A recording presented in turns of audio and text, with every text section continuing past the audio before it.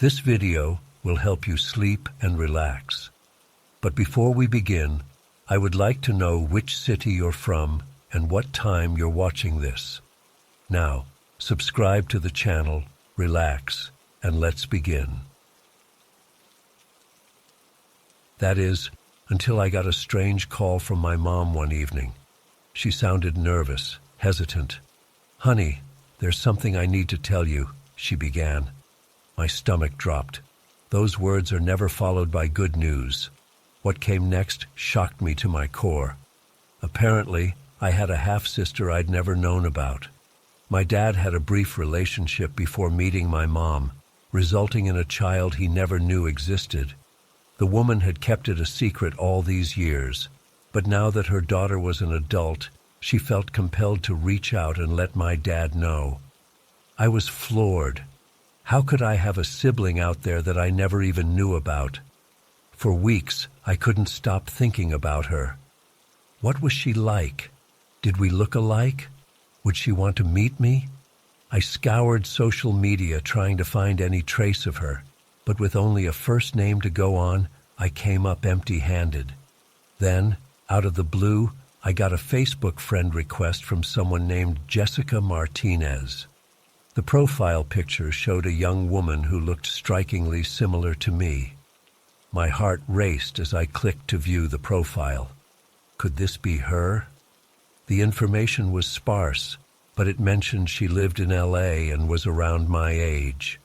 I sent a message, trying to play it cool while fishing for information. We chatted back and forth, and she eventually confirmed that yes, she was my long-lost sister. I was elated. After a few days of messaging, Jessica suggested we meet up in person. She proposed a park on the east side of the city that I wasn't familiar with. I was a bit hesitant about meeting a stranger, even if she was supposedly family. But my curiosity got the better of me, and I agreed.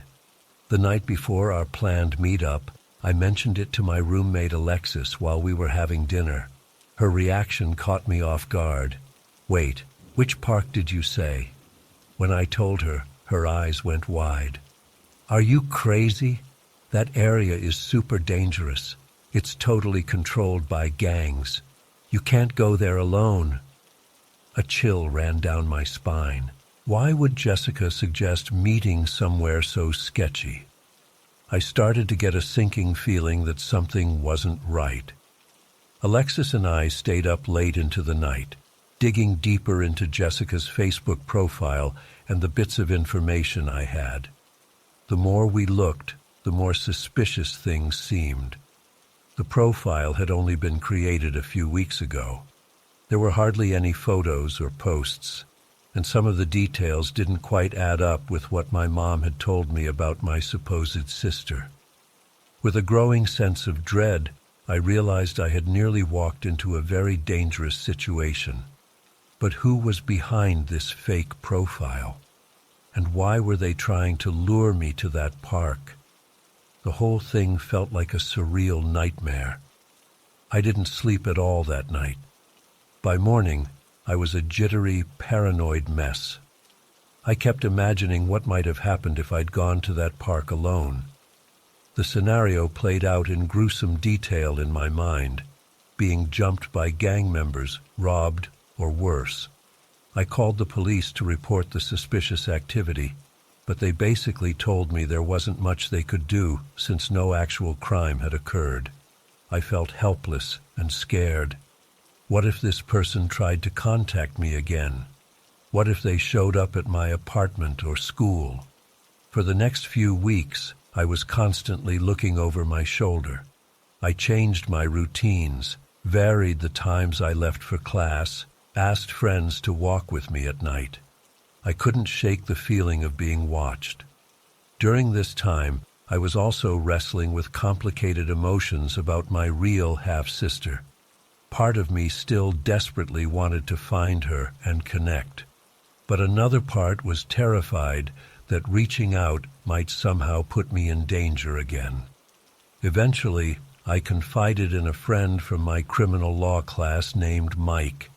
He had connections with a private investigator and offered to help me look into finding my actual sister, safely this time.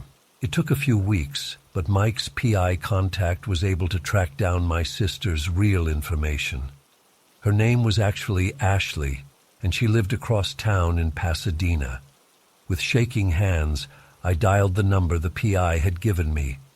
When Ashley answered, I almost couldn't speak. I managed to stammer out who I was and why I was calling. There was a long pause, and then she started crying. She had always wondered if she had siblings out there. We talked for hours that first night and agreed to meet for coffee a few days later. Seeing Ashley in person was surreal. It was like looking in a mirror. We had the same eyes, the same smile. We hugged and both burst into tears. Over the next few hours, we shared stories and started to get to know each other. It felt like finding a missing piece of myself. But even as I was overjoyed to connect with Ashley, I couldn't shake the lingering fear and paranoia from my experience with the fake profile. Who was that person, and what were their intentions? Why did they target me specifically? I may never know the answers. It's been several months now, and Ashley and I have grown quite close. She's become a true sister to me. But I still find myself looking over my shoulder sometimes, wondering if danger is lurking around the corner. That brush with the unknown left a mark on me that I don't think will ever fully fade. I'm sharing this story as a warning to others. Be careful who you trust online, even if they claim to be family. Trust your instincts if something feels off, and never agree to meet a stranger alone, especially somewhere unfamiliar. I was lucky. My story had a happy ending. But I shudder to think how differently things could have gone.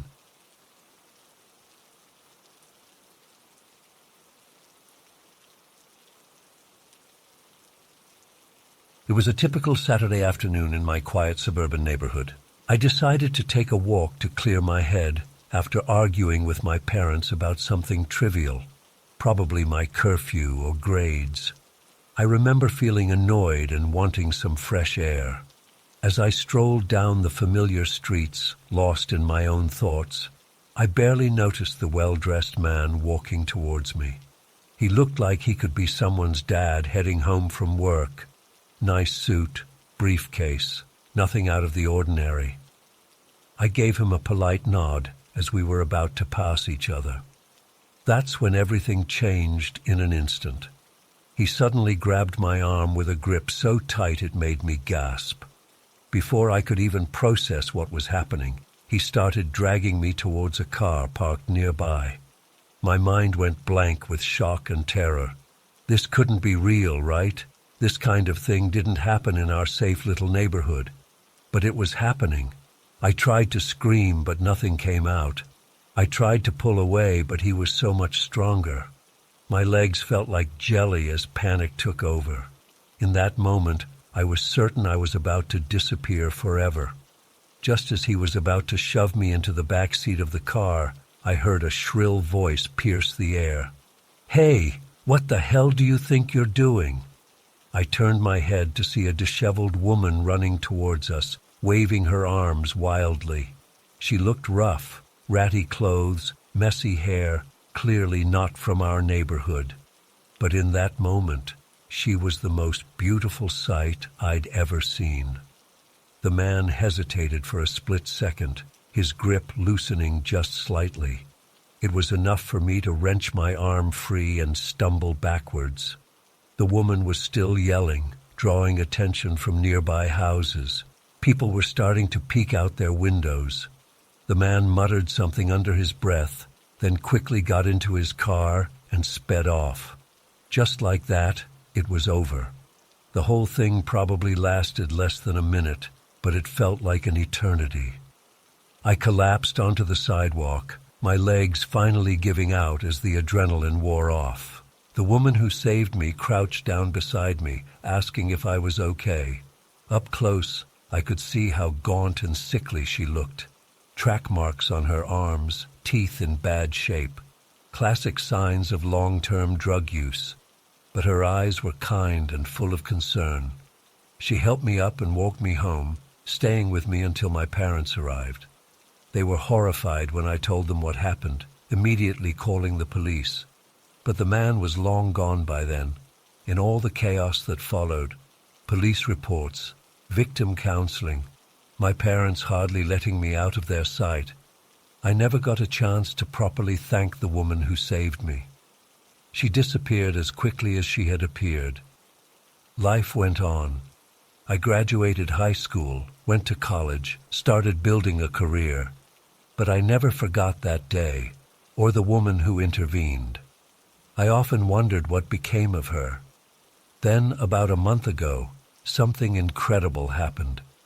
I was volunteering at a local homeless shelter, serving meals, when I saw her. Older now, even more weathered, but unmistakably the same woman. She didn't recognize me at first, but when I told her who I was, her eyes lit up with recognition. We talked for hours that day. Her name was Lisa, and she'd been battling drug addiction for most of her adult life. That day she saved me. She'd been in the neighborhood looking for a fix. She said seeing me in danger had sparked something in her, a protective instinct she didn't know she had.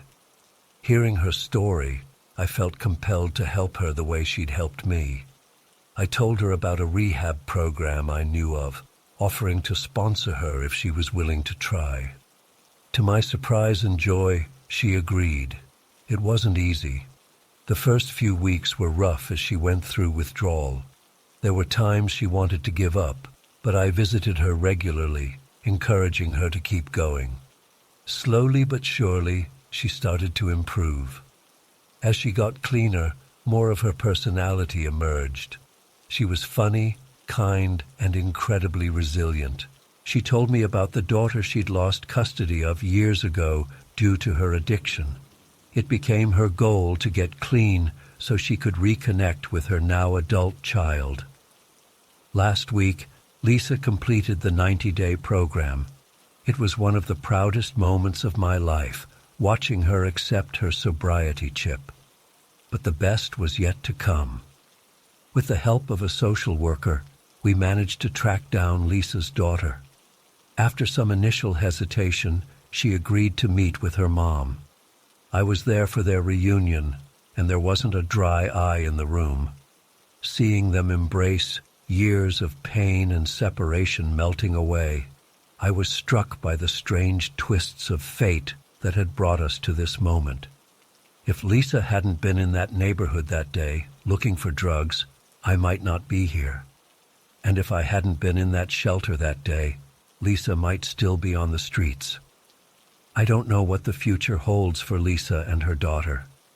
Rebuilding a relationship after so much time apart won't be easy, but watching them together, tentatively beginning to reconnect, I felt a sense of hope I can't quite describe. As for me, I'm still processing everything that's happened. The terror of that almost kidnapping never fully went away, but it's been tempered now by this incredible turn of events. I'm left with a profound sense of how interconnected our lives can be, and how a single moment of courage, even from the most unexpected source, can change everything. I'm sharing this story not just to get it off my chest, but in the hope that it might inspire others. You never know how your actions might impact someone's life. And it's never too late for redemption, for second chances, for healing. To anyone out there struggling with addiction or its effects on your family, don't give up. Help can come from the most unexpected places. And to everyone else, be kind, be brave, step in if you see someone in trouble. You never know whose life you might save, or how that person might end up saving you right back.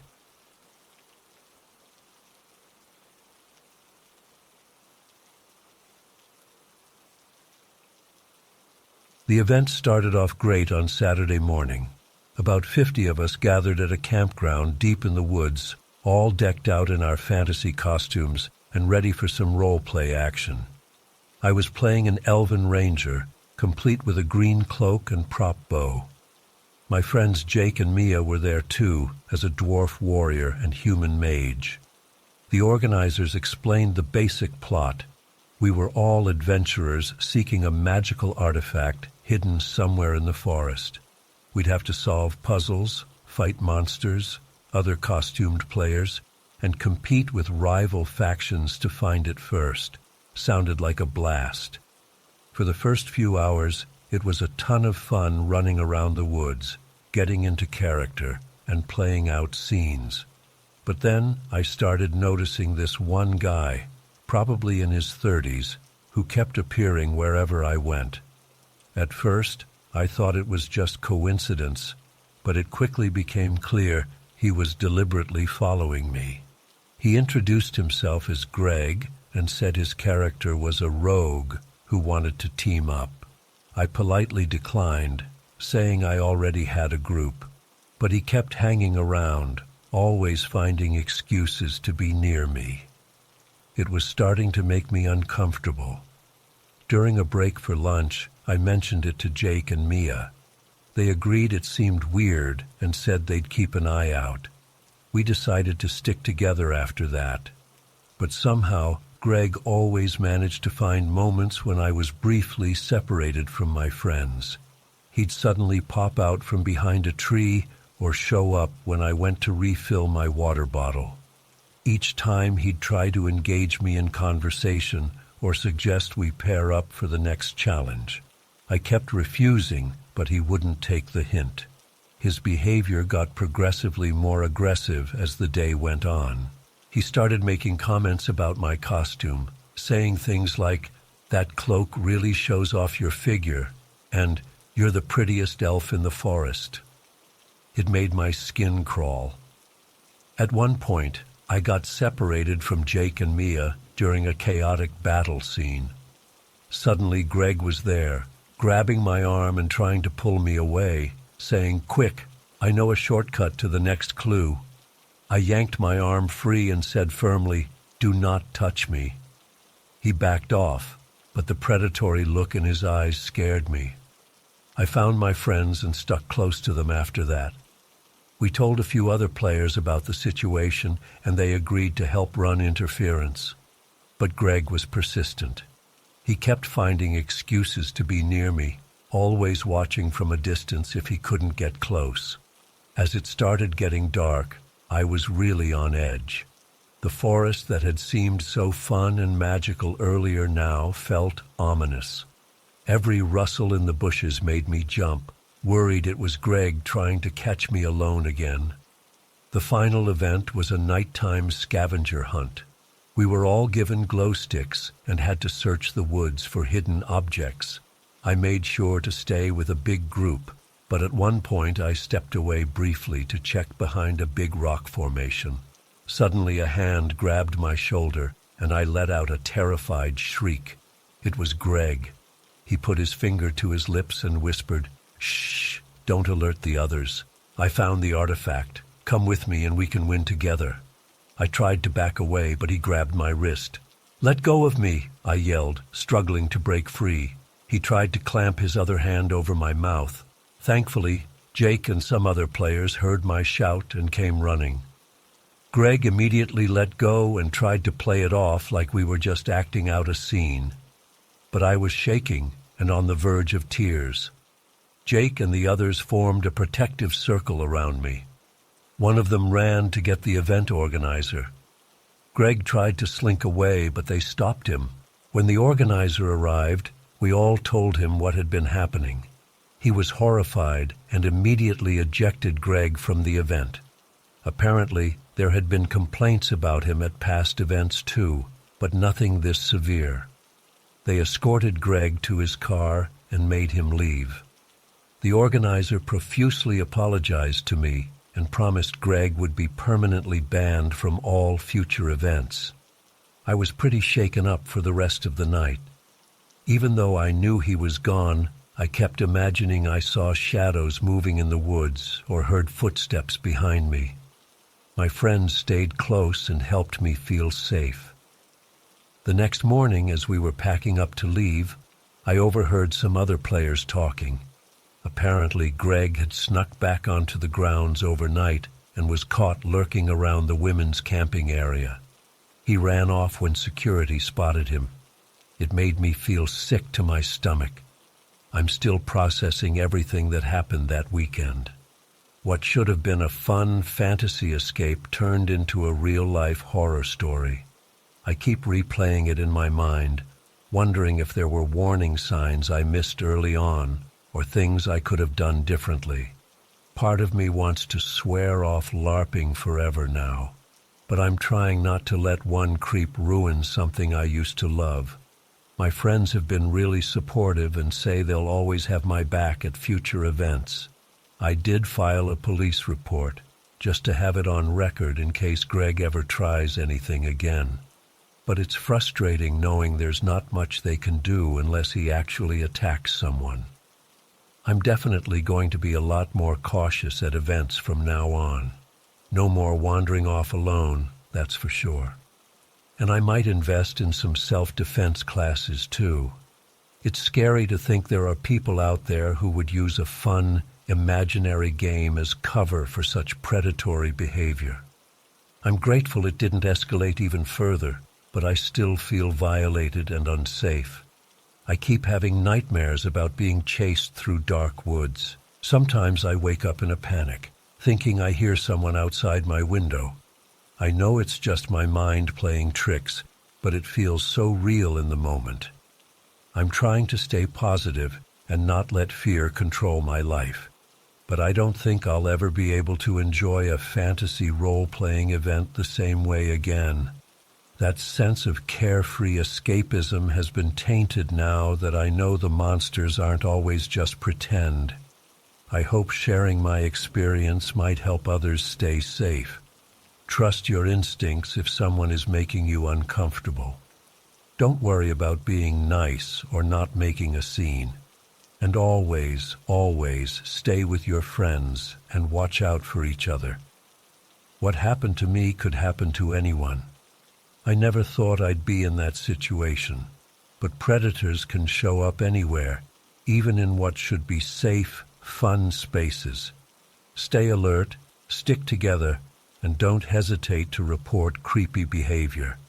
It could save you or someone else from going through what I did. I'm still processing and healing, but I'm determined not to let Greg win by giving up the things I enjoy. I may be more cautious now, but I won't let fear rule my life. There are good people out there too, and I'm grateful for the friends who had my back when I needed them most. Stay safe out there, everyone. And if you ever see someone in a situation like mine, please speak up and help. Together we can make our communities and events safer for everyone.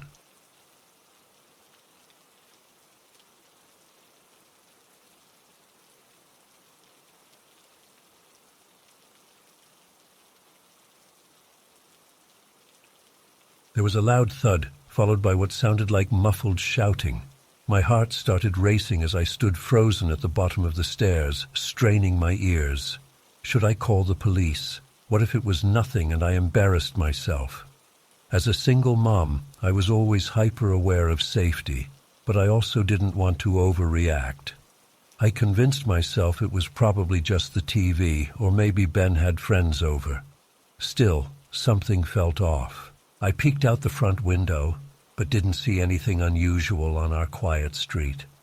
No strange cars or people lurking about. I double-checked that all the doors were locked, then tried to distract myself by doing some laundry. But I couldn't shake the uneasy feeling in the pit of my stomach. Around midnight, I heard more commotion, shuffling noises, a car door slamming, an engine starting up. I crept to the window again, but only caught a glimpse of taillights disappearing down the street. My mind was racing with worst-case scenarios. Had someone broken in? Was Ben hurt? Should I go check on him? I picked up my phone to call the police, but hesitated.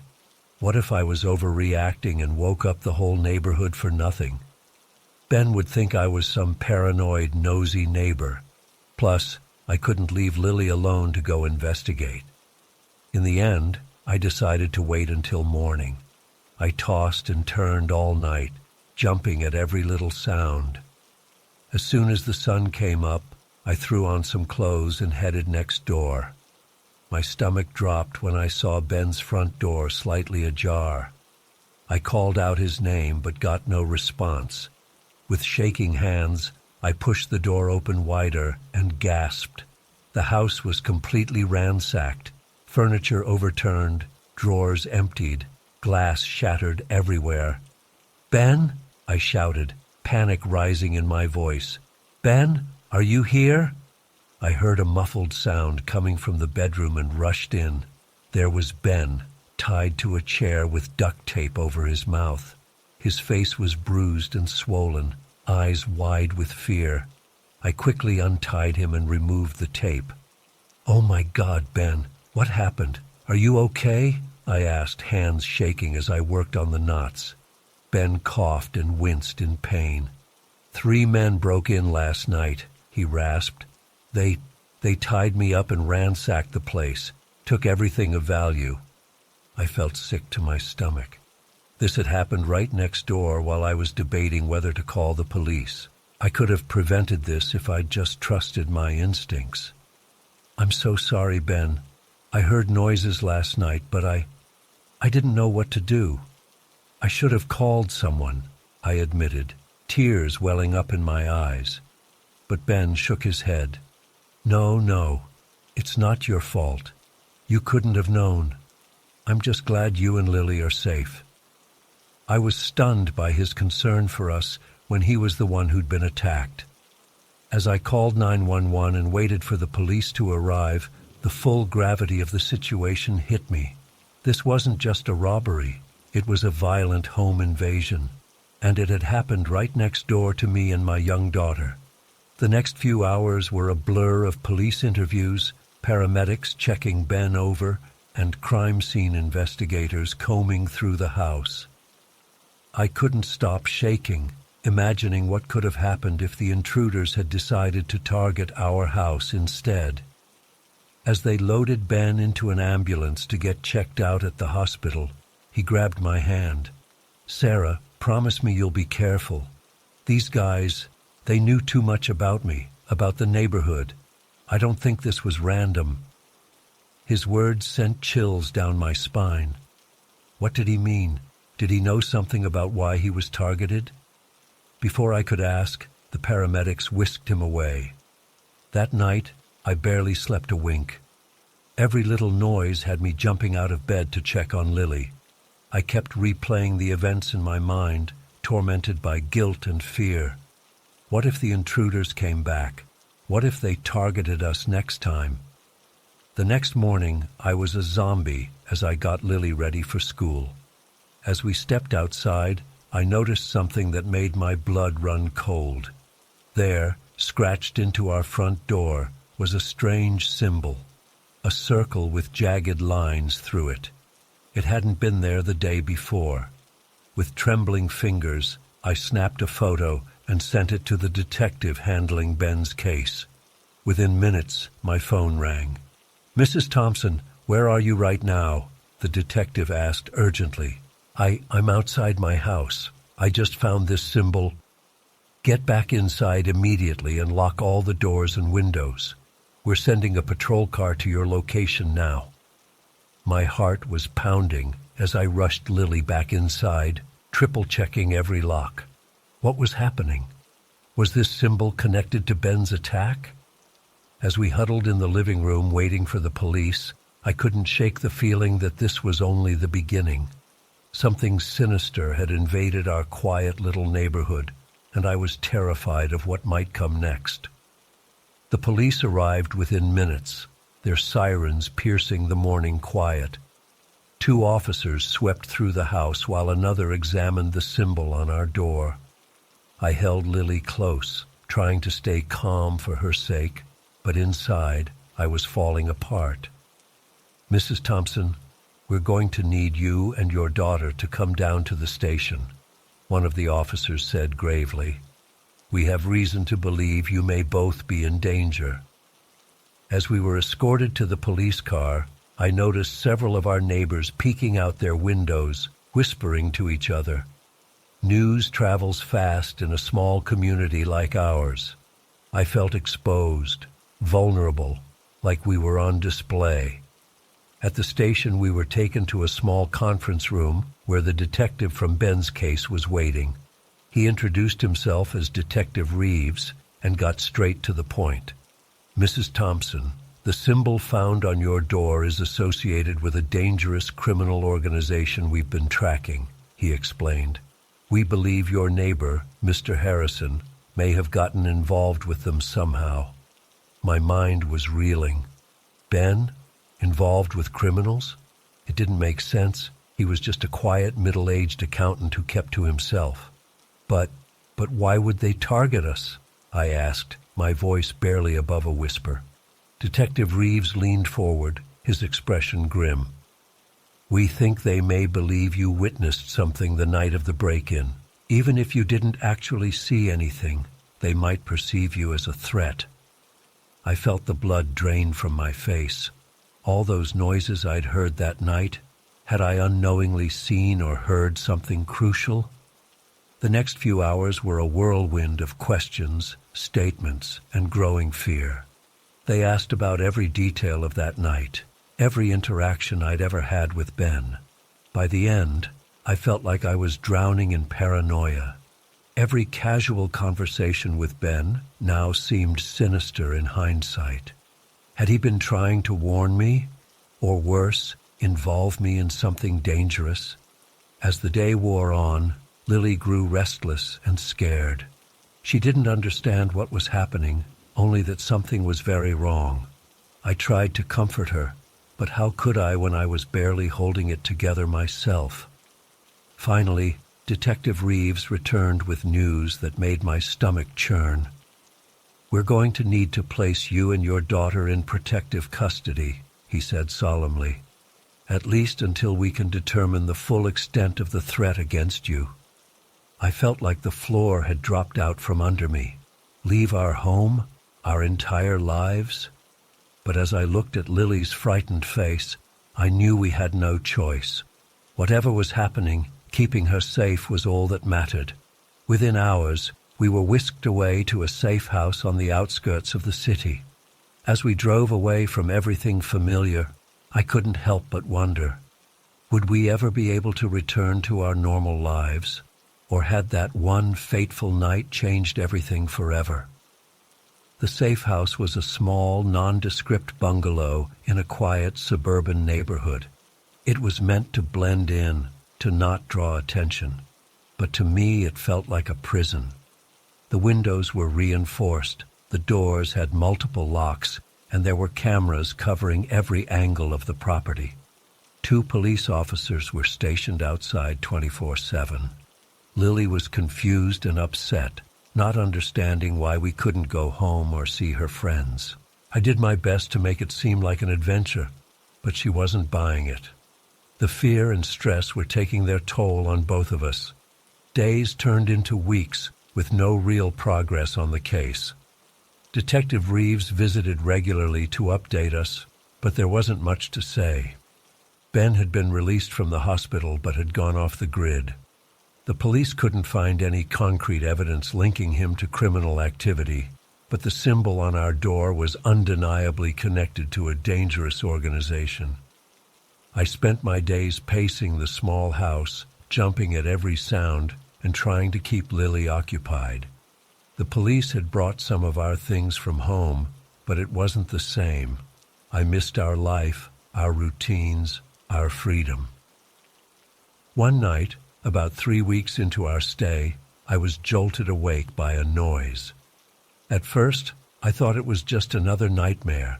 I'd been having plenty of those.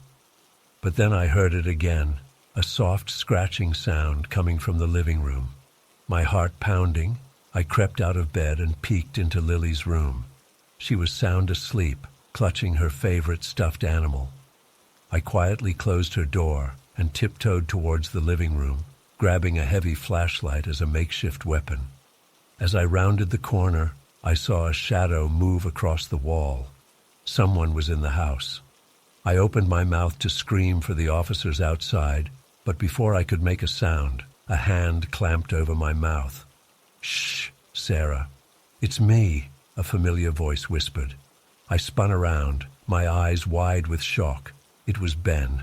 He looked terrible, gaunt, unshaven, with dark circles under his eyes, but it was undeniably him. "Ben, what are you doing here? How did you find us?" I hissed, my mind racing. He glanced nervously towards the windows. "I don't have much time. I had to warn you. They're coming." "Who's coming? Ben? What's going on?" He grabbed my shoulders, his eyes wild with fear. "I'm so sorry, Sarah. I never meant for you to get involved in this. But they think you know something, and they won't stop until they're sure." "Know what? Ben, please, you're scaring me," I pleaded. He opened his mouth to respond, but suddenly froze. Outside, I heard the crunch of tires on gravel. "They're here," Ben whispered, his face pale. "Sarah, listen to me. In my house, there's a hidden safe behind the painting in the study. The combination is 17 to 923. Everything you need to know is in there. Promise me you'll find it." Before I could respond, there was a loud crash as the front door burst open. Ben shoved me towards Lily's room. "Run! Get Lily and run!" Everything after that was chaos. Shouting, gunshots, the sound of breaking glass. I scooped up a terrified Lily and ran for the back door, my heart feeling like it would explode out of my chest. We made it to the car and I drove blindly, no destination in mind except away. Away from the safe house, away from the danger, away from the life we once knew. As the sun rose, I found myself parked at a rest stop, Lily asleep in the back seat. My phone was filled with missed calls from Detective Reeves. I knew I should call him back, tell him what happened. But Ben's words echoed in my mind. What was in that safe? What had Ben gotten himself into that had put us all in danger? And most importantly, what did I do now? As I sat there, watching the morning traffic start to build, I realized our lives would never be the same. That one night, those strange noises I'd dismissed had set off a chain of events that had shattered our world. I didn't have any answers, only questions. But I knew one thing for certain. I had to protect Lily. Whatever it took, whatever I had to do, I would keep her safe, even if it meant leaving everything behind and starting over. With shaking hands, I started the car. I didn't know where we were going, but I knew we couldn't go back. As I pulled onto the highway, I glanced in the rearview mirror at my sleeping daughter and made a silent promise. We would survive this. We had to.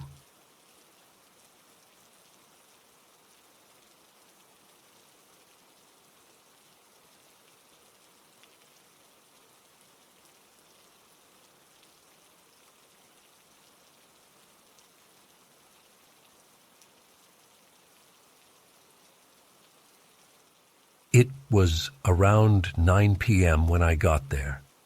The pizza shop is in this little strip mall on the edge of town, right where it starts to get wooded. There were only a couple other cars in the lot, and I parked towards the back since I was just running in and out. I remember thinking it was unusually dark and quiet for a Friday night, but I didn't think much of it at the time. I ran in, paid for my pizza, and headed back out to my car. That's when things got weird. As I was walking across the parking lot, I had this sudden feeling like I was being watched. You know that prickly sensation on the back of your neck? Yeah, it was like that. I quickened my pace a bit, glancing around, but I didn't see anyone. When I got to my car, I set the pizza box on the roof so I could fish my keys out of my pocket. That's when I heard it, this weird shuffling sound coming from behind the dumpster near my car. I froze, keys in hand, straining to listen. For a second I thought maybe it was just the wind, or some garbage shifting around. But then I saw movement out of the corner of my eye. I turned my head slowly, and I swear my heart stopped for a second. There was a man crouched behind the dumpster, peeking around the edge at me. But here's the crazy part. He was completely naked. And I don't mean like stripped down to his underwear. I mean buck-freaking naked, not a stitch of clothing on him. I stood there in shock for what felt like forever, but was probably only a few seconds. The guy was filthy, covered in dirt and what looked like leaves or pine needles. His hair was long and matted, hanging in his face. But what really got me were his eyes. They were wide and wild-looking, almost feral. I don't know who moved first, him or me. But suddenly, he was lunging towards me, and I was scrambling to get my car door open. I dropped my keys in panic and bent to grab them.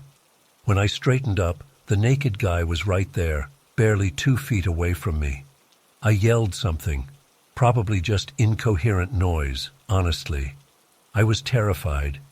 But instead of attacking me like I thought he would, the guy reached past me and grabbed the pizza box off my car roof.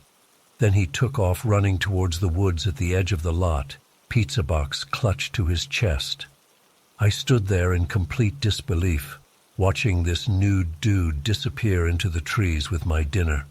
It was so absurd that for a second, I wondered if I was dreaming or hallucinating. But the smell of the pizza lingering in the air and the scrape on my hand from where I'd fumbled my keys told me this was very real.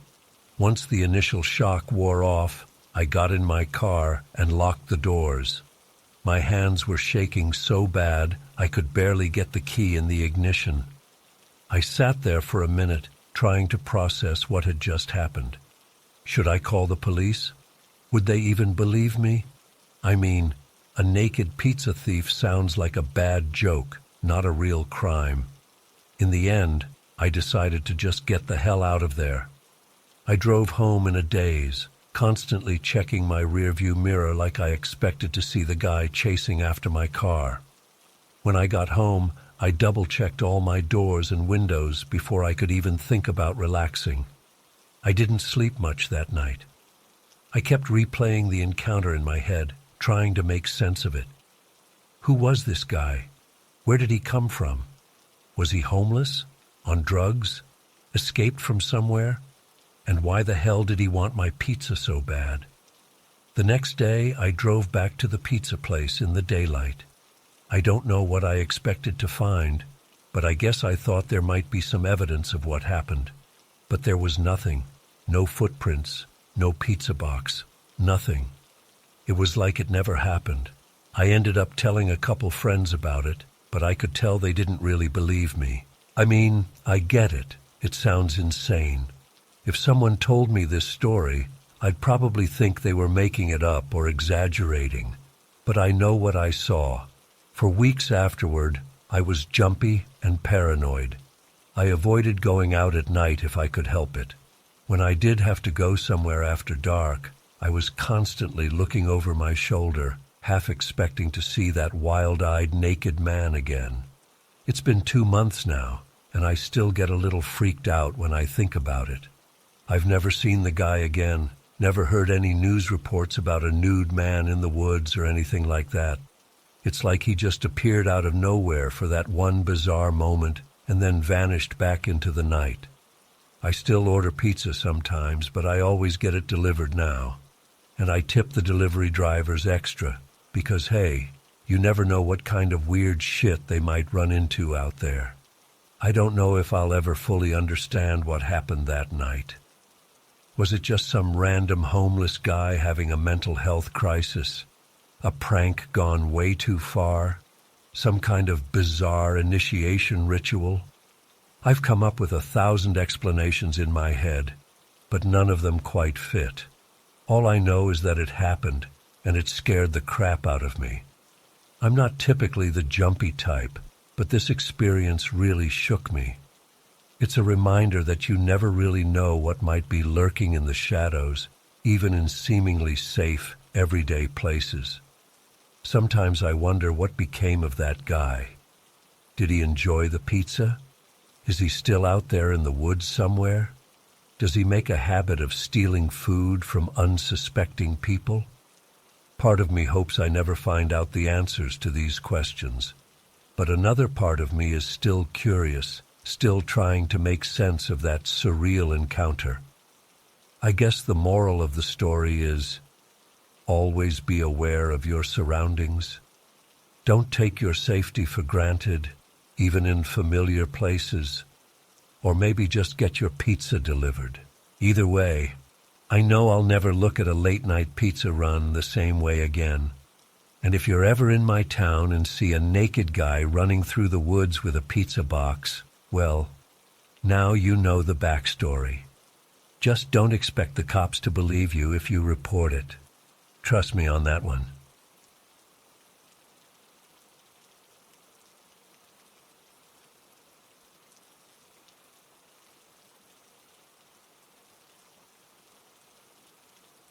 It all started about a month into the fall semester.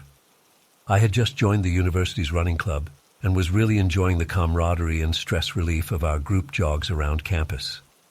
One day after practice, I noticed a guy from the track team watching me as I stretched and chatted with some friends. He was tall and athletic with dark hair, probably a junior or senior. I didn't think much of it at first. Maybe he was just scoping out potential recruits for the competitive team. But then I started seeing him everywhere. In the dining hall when I'd grab lunch between classes, at the library when I was studying late at night, even at the little coffee shop off campus where I like to do homework on weekends. It was unsettling how often our paths seemed to cross, given how large the university was. I tried to brush it off as coincidence, but deep down, my instincts were screaming that something wasn't right. The way he'd stare at me from across the room, how he always seemed to position himself where he could see me. It made my skin crawl. Things escalated about 2 weeks later. I was walking back to my dorm after a late study session when I heard footsteps behind me. I glanced back and saw him about 20 feet away, matching my pace. My heart started racing, and I picked up speed, taking a few random turns to try to lose him. But he was always there, lingering just far enough back that I couldn't confront him without seeming paranoid. I finally made it back to my building and fumbled with my key card, hands shaking. As the door clicked shut behind me, I caught a glimpse of him standing across the street, watching. I ran up to my room and burst into tears, the fear and tension finally overwhelming me. From that point on, I was constantly on edge. I started varying my routines, taking different paths to class, and asking friends to walk with me at night. But he always seemed to find me. I'd be sitting in the quad between classes and spot him lurking behind a tree, pretending to read, or I'd be at a party and catch him staring at me through the window. The breaking point came when I was scrolling through Instagram one night and saw dozens of candid photos of myself pop up on my feed. Photos of me running, studying in the library, getting coffee, all taken without my knowledge. My blood ran cold as I realized he'd created a fake account to post these. The captions were even worse, things like, "My beautiful angel," and "Soon we'll be together." I immediately reported and blocked the account, my hands trembling. After that, I locked down all my social media and lived in constant fear of what he might do next. I stopped going to running club, avoided the dining hall, and barely left my dorm except for classes. My grades started slipping, and I withdrew from my friends, too ashamed and scared to tell anyone what was happening. One particularly bad night, I woke up around 3 a.m. to the sound of my phone buzzing. I had 37 missed calls from an unknown number. As I stared at the screen in horror, a text came through. "I'm outside your window. Let me in." I froze, too terrified to even breathe. Then I heard a tapping sound and nearly screamed. Shaking uncontrollably, I crept to the window and peeked through the blinds. There he was, standing on the lawn 4 stories below, staring up at me with an eerie smile. I stumbled back and called campus security, but by the time they arrived, he was gone. The next day, I finally broke down and told my RA what had been happening. She immediately took me to the dean's office, where I filed an official report. They promised to investigate and offered to move me to a different dorm, but it felt like too little too late. The damage was done.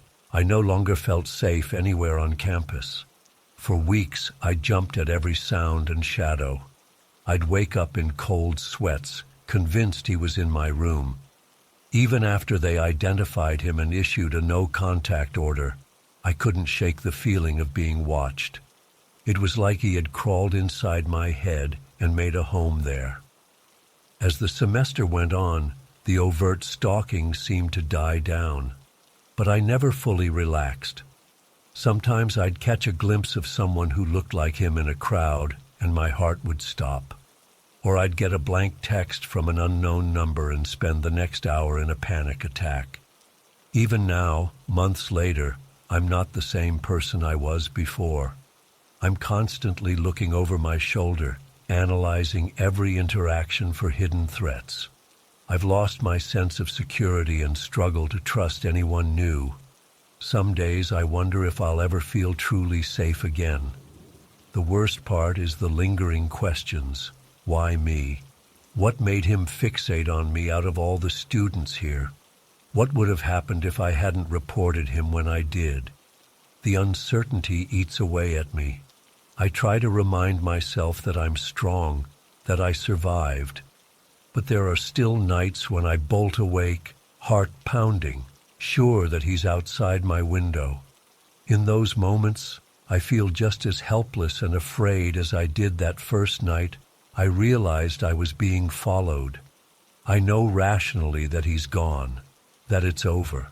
But emotionally, I'm still that terrified freshman, never knowing when or where he'll appear next. I don't know if I'll ever fully shake that feeling. All I can do is take it day by day and hope that eventually the fear will fade.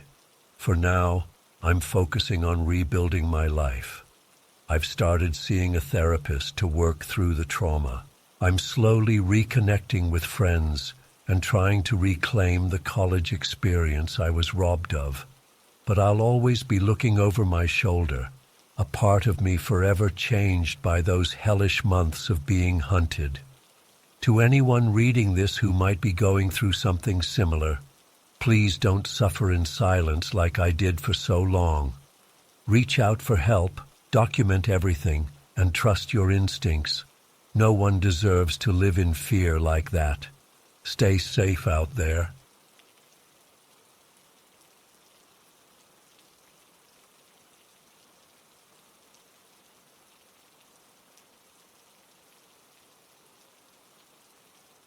I still remember that day like it was yesterday.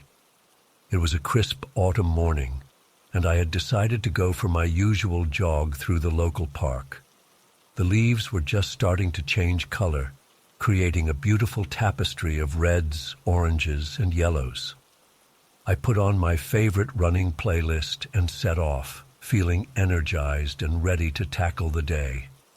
About halfway through my run, I noticed something odd in the distance.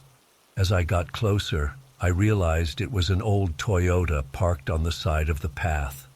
That in itself wasn't too strange, but what caught my attention was the figure standing next to it. It was a clown, a full-on traditional circus clown with white face paint, a red nose, and a colorful wig. My heart started racing, and not just from the exercise. Something about the scene felt off. The clown was just standing there, motionless, holding a bunch of brightly colored balloons. It was like something out of a horror movie. I slowed down, unsure whether to keep going or turn back. As I cautiously approached, The clown turned to look at me. I froze in my tracks.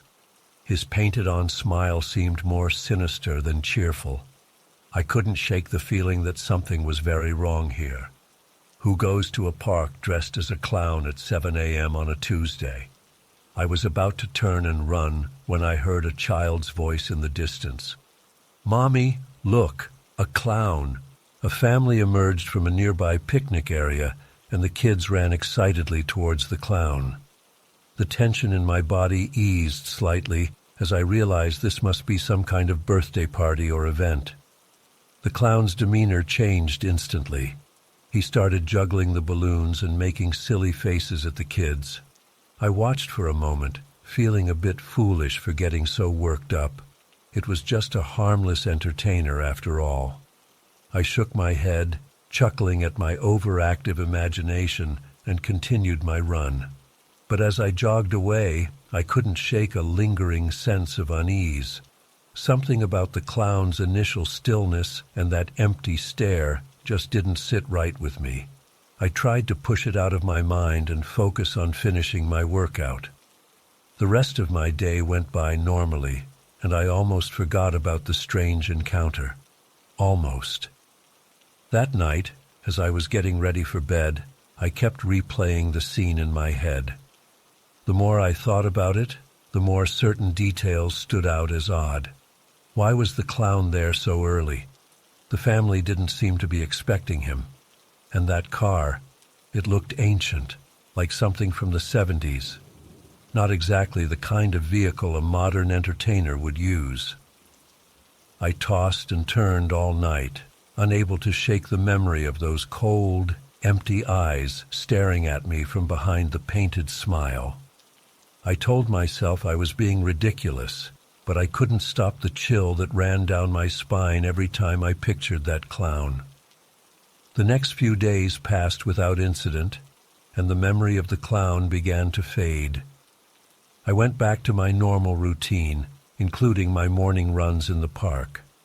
But I always felt a bit on edge, scanning the area for any sign of that old Toyota or a flash of white face paint.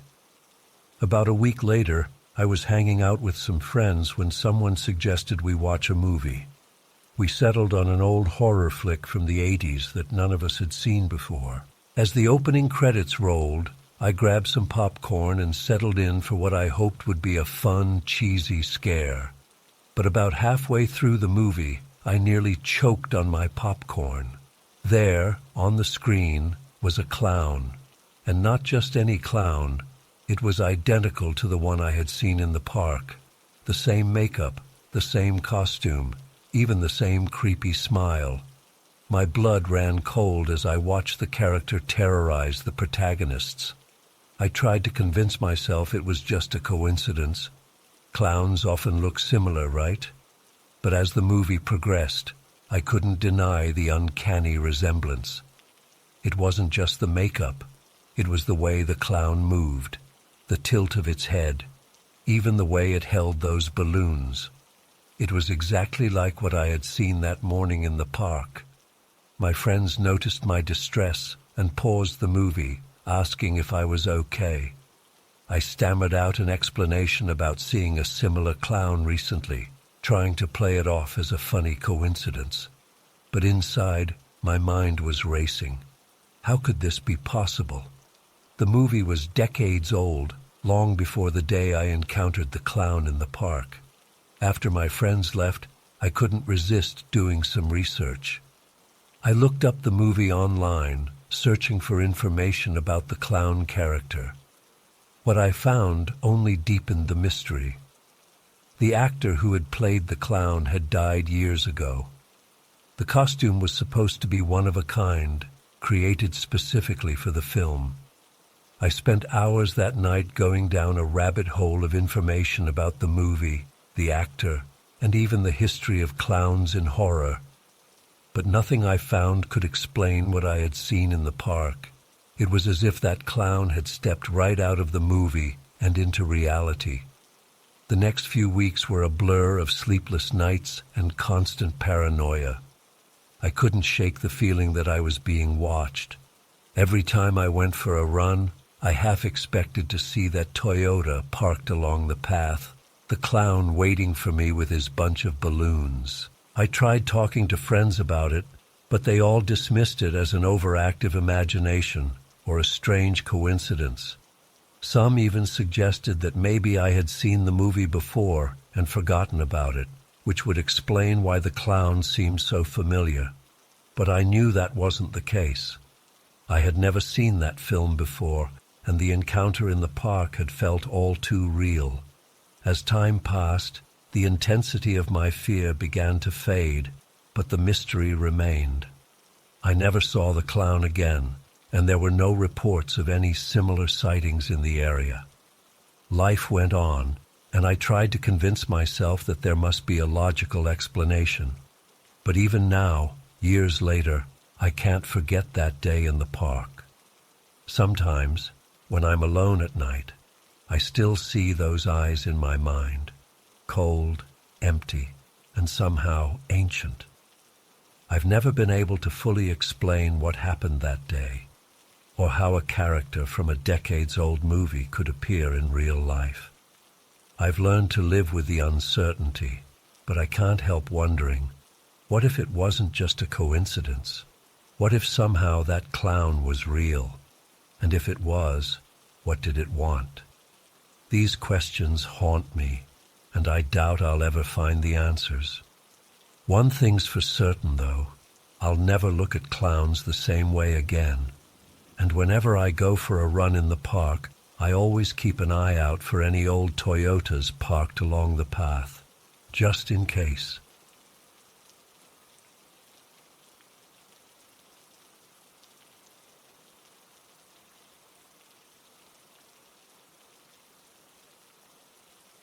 It all started about 6 months ago, when my dad disappeared without a trace. One day he was there, going about his normal routine, and the next, gone.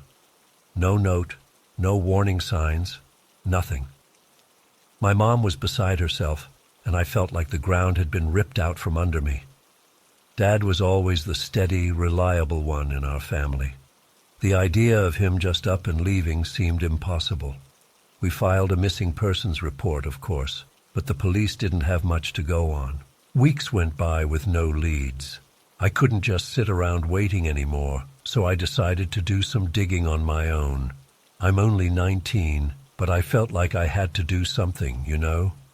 I started by going through Dad's things, looking for any clues. At first there wasn't much, just normal stuff like work papers and old photos. But then I found an old journal tucked away in the back of his desk drawer. Most of it was pretty mundane, but there were a few cryptic entries that caught my eye. He kept mentioning a place called Wrigley and someone named Susan Calvert. I did some research online and discovered that Wrigley was a small town in northern Canada. As for Susan Calvert, she was a college student who went missing in the 1970s. The case had never been solved. I couldn't figure out what connection my dad could possibly have to all this, but it was the only lead I had. So I made the decision to travel to Wrigley. I told my mom I was going on a road trip with some friends to clear my head. I hated lying to her, but I didn't want to get her hopes up in case this turned out to be nothing. The drive to Wrigley took almost 2 days. It was the middle of nowhere, just endless forests and winding roads. When I finally arrived, I found a town that seemed frozen in time. Old wooden buildings, a single main street, and suspicious looks from the locals as I pulled up in my beat-up Honda Civic. I checked into the only motel in town and started asking around about my dad and Susan Calvert. At first, people were tight-lipped, but eventually I got some leads. The local sheriff, an older guy named Jim Hawkins, seemed particularly interested when I mentioned Susan's name. "Why are you asking about Susan Calvert?" he asked, eyeing me warily. I decided to be honest. "I'm looking for my father. He disappeared recently, and I found some notes he'd made about Susan in this town. I'm just trying to understand what's going on." Sheriff Hawkins was quiet for a long moment. then sighed. "Come with me, son. There's something you should see." He took me back to the sheriff's office and pulled out an old cardboard box from a filing cabinet. Inside were case files and evidence bags related to Susan's disappearance. But what really caught my attention was an old VHS tape. "This is your father's statement," Hawkins explained. "He was one of the last people to see Susan alive." My heart was pounding as we put the tape in an ancient VCR. The image was grainy, but I could clearly see my dad, so much younger, but unmistakably him. He looked scared and exhausted. "Start from the beginning," an off-screen voice said. Dad took a deep breath. Susan and I were on a camping trip in the woods outside of town. We'd been dating for a few months. Everything was normal at first. We set up camp, went hiking, made s'mores by the fire. But on the second night, things got strange. He paused, running a hand through his hair. I woke up in the middle of the night to this weird sound. It was like, I don't know, like a cross between a bird call and a scream. Susan was already awake, staring out of the tent with this terrified look on her face. We saw shapes moving in the darkness. At first I thought it was just shadows from the trees, but then, God, I don't even know how to describe it. They weren't human, weren't animal, just these dark, shifting forms. Susan screamed, and they moved towards us so fast. Dad's voice was shaking now. I grabbed Susan's hand and we ran. I don't know how long we ran for, but eventually we came to this clearing, and there was this light, not like sunlight or moonlight. It was green and pulsing. Susan, she walked towards it. I tried to stop her, but it was like she was in a trance. The shapes were all around us now. I could hear them making these chittering noises. Susan reached out towards the light, and then she was gone, just vanished. I think I blacked out after that. When I woke up, I was back at our campsite. No sign of Susan or those things. The tape ended there. I sat in stunned silence, trying to process what I'd just heard. Sheriff Hawkins was watching me closely. "Your father was the prime suspect for a while," he said. "But there was no evidence, and his story was so bizarre that eventually the case went cold. He left town soon after, and we never heard from him again. Until now, I guess." I felt like my whole world had been turned upside down. Do you believe him?" I asked. Hawkins sighed. "Son, I've been sheriff in this town for over 30 years. I've seen things in these woods that I can't explain. Your father's story?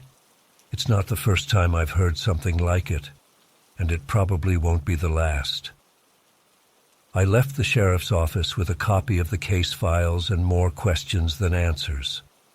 Over the next few days, I talked to more locals, hiked out to where Dad and Susan had supposedly camped, and pored over every scrap of information I could find. Some of the older residents shared stories of strange lights in the woods, unexplained disappearances, and eerie sounds in the night. It all sounded like campfire stories and urban legends, but after seeing that tape of my dad, I couldn't dismiss it entirely. On my last night in Wrigley, I decided to camp out in the same spot where Dad and Susan had been. I know it was probably stupid and dangerous, but I felt like I had to do it. I needed to understand. As I sat by my small campfire, watching the shadows lengthen, I couldn't shake the feeling that I was being watched. Every rustle of leaves, every snapping twig made me jump, but nothing happened. No weird lights, no inhuman shapes, just an ordinary night in the woods. I was almost disappointed in a way. Part of me had been hoping for, I don't know, some kind of sign or revelation. Instead, I was left with more questions than ever. As I packed up to leave Wrigley the next morning, Sheriff Hawkins approached me. "Any luck?" he asked. I shook my head. "Not really. I'm more confused than ever."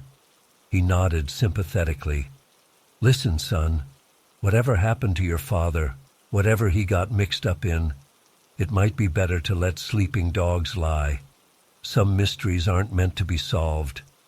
But I couldn't accept that. My dad was still out there somewhere, and now I knew he'd been carrying this bizarre secret for decades.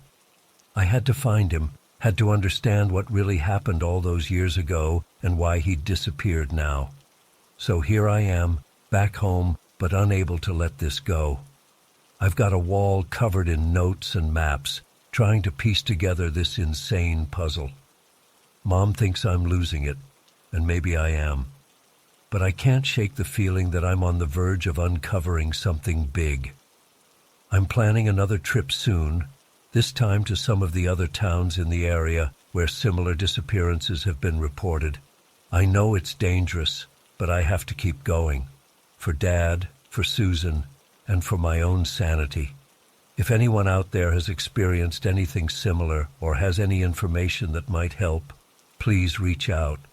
And if you're in the woods at night and hear something that sounds like a bird's scream, run.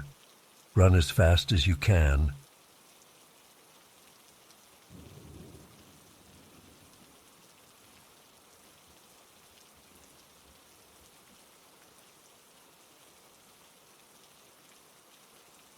It all started on a Tuesday morning. I was at the diner having my usual coffee and eggs when I overheard some folks talking in hushed tones about an incident that had occurred the night before. Apparently, Jenny Miller's daughter, sweet little Emily, who was only in 9th grade, had been brutally attacked on her way home from volleyball practice. The details were sparse at first, but as the day went on, more information trickled out. Emily had been found unconscious in the alley behind the old hardware store, beaten so badly she needed surgery. The whole town was in shock. Nothing like this had ever happened here before. By Wednesday, the police were everywhere. They set up roadblocks, went door to door asking questions, and put out a call for any information. The town felt different, tense, on edge. Parents started picking up their kids from school instead of letting them walk home. The playground sat empty after dark. I remember seeing Sheriff Thompson at the grocery store that evening. The bags under his eyes told me he hadn't slept since it happened. When I asked how the investigation was going, he just shook his head and said, "We're doing everything we can, but so far we've got nothing solid to go on." As the days passed, the fear and paranoia only grew. People started eyeing their neighbors suspiciously, wondering if the attacker could be someone we all knew. The local gun shop reported a surge in sales. It felt like the whole town was holding its breath, waiting for the other shoe to drop. Then came Sunday. I'll never forget that day as long as I live. I was sitting in church, half listening to Pastor Mike's sermon about forgiveness and redemption. The irony of his words would only become apparent later. Halfway through the service, his son Tyler, a quiet kid in his early 20s who'd always seemed a bit odd, came stumbling in through the side door. He was disheveled, wild-eyed, and covered in what looked like blood. The congregation fell silent as Tyler made his way down the aisle, muttering incoherently. When he reached the pulpit, he fell to his knees in front of his father and began sobbing uncontrollably. I couldn't hear what Tyler was saying, but I saw the color drain from Pastor Mike's face. For a moment, everything was still. Then, without warning, Pastor Mike reached into his jacket and pulled out a gun. The next few seconds were chaos. People screamed and ducked for cover as Pastor Mike fired 3 shots point blank into his son's chest. Tyler slumped to the ground, and a pool of blood began to spread across the church floor. In the stunned silence that followed, Pastor Mike lowered the gun and spoke in a voice that was barely above a whisper. but somehow carried to every corner of the room. It was him. He hurt that poor girl. May God have mercy on his soul. The aftermath was surreal. The police arrived within minutes, but it was clear they were as shocked as the rest of us. Pastor Mike didn't resist when they took him into custody. He just kept repeating, "I did what had to be done." As the truth came out over the next few days, the town was divided. Some people were horrified by what Pastor Mike had done, saying he should have let the law handle it. But many others, more than you might expect, seemed to think he'd done the right thing.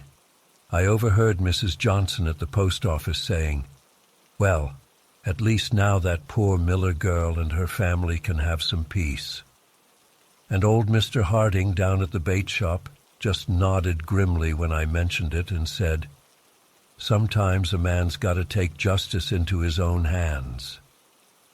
The specifics of what drove Tyler to attack Emily, or how Pastor Mike discovered it was him, never came to light. Maybe it's better that way. Some things are too ugly to drag out into the open. What I do know is that our town will never be the same. The trust we once had in each other has been shattered. Every time I see a young man walking down the street, I can't help but wonder what darkness might be lurking beneath the surface. And yet, life goes on. Emily is recovering slowly but surely. Pastor Mike is awaiting trial, though rumor has it the DA is considering a plea deal. The church has a new pastor now, but attendance is way down. Sometimes I think about leaving, about packing up and moving somewhere where I don't know everyone's secrets and sorrows. But then I remember that evil can happen anywhere. At least here, we faced it head on. I still struggle with what happened that Sunday morning.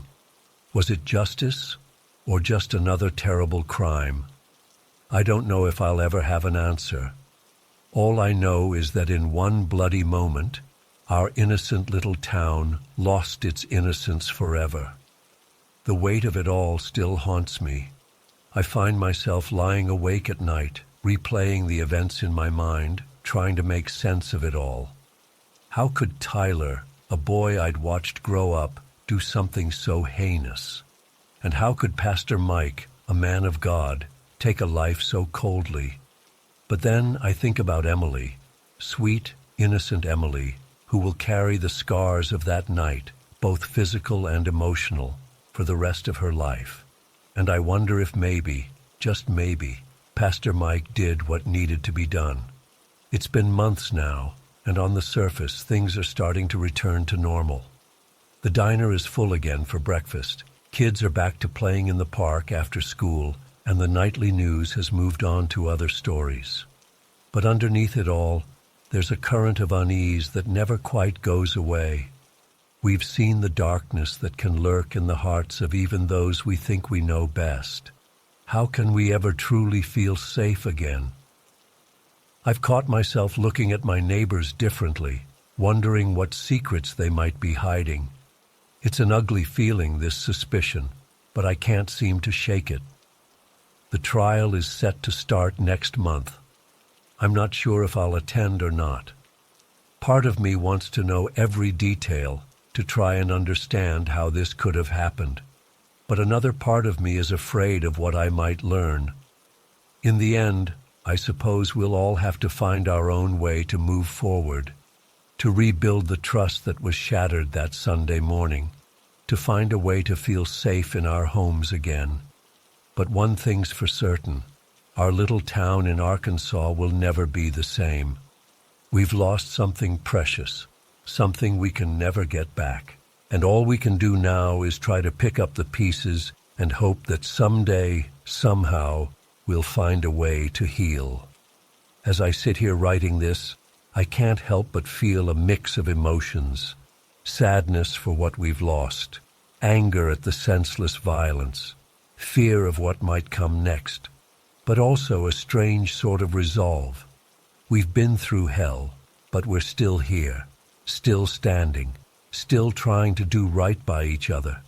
Maybe that's the best we can hope for in this world. to face the darkness head on, to stand together in the face of evil, and to never stop trying to be better than our worst impulses. I don't know what the future holds for our town, but I do know that we'll face it together, for better or worse, because that's what community is all about.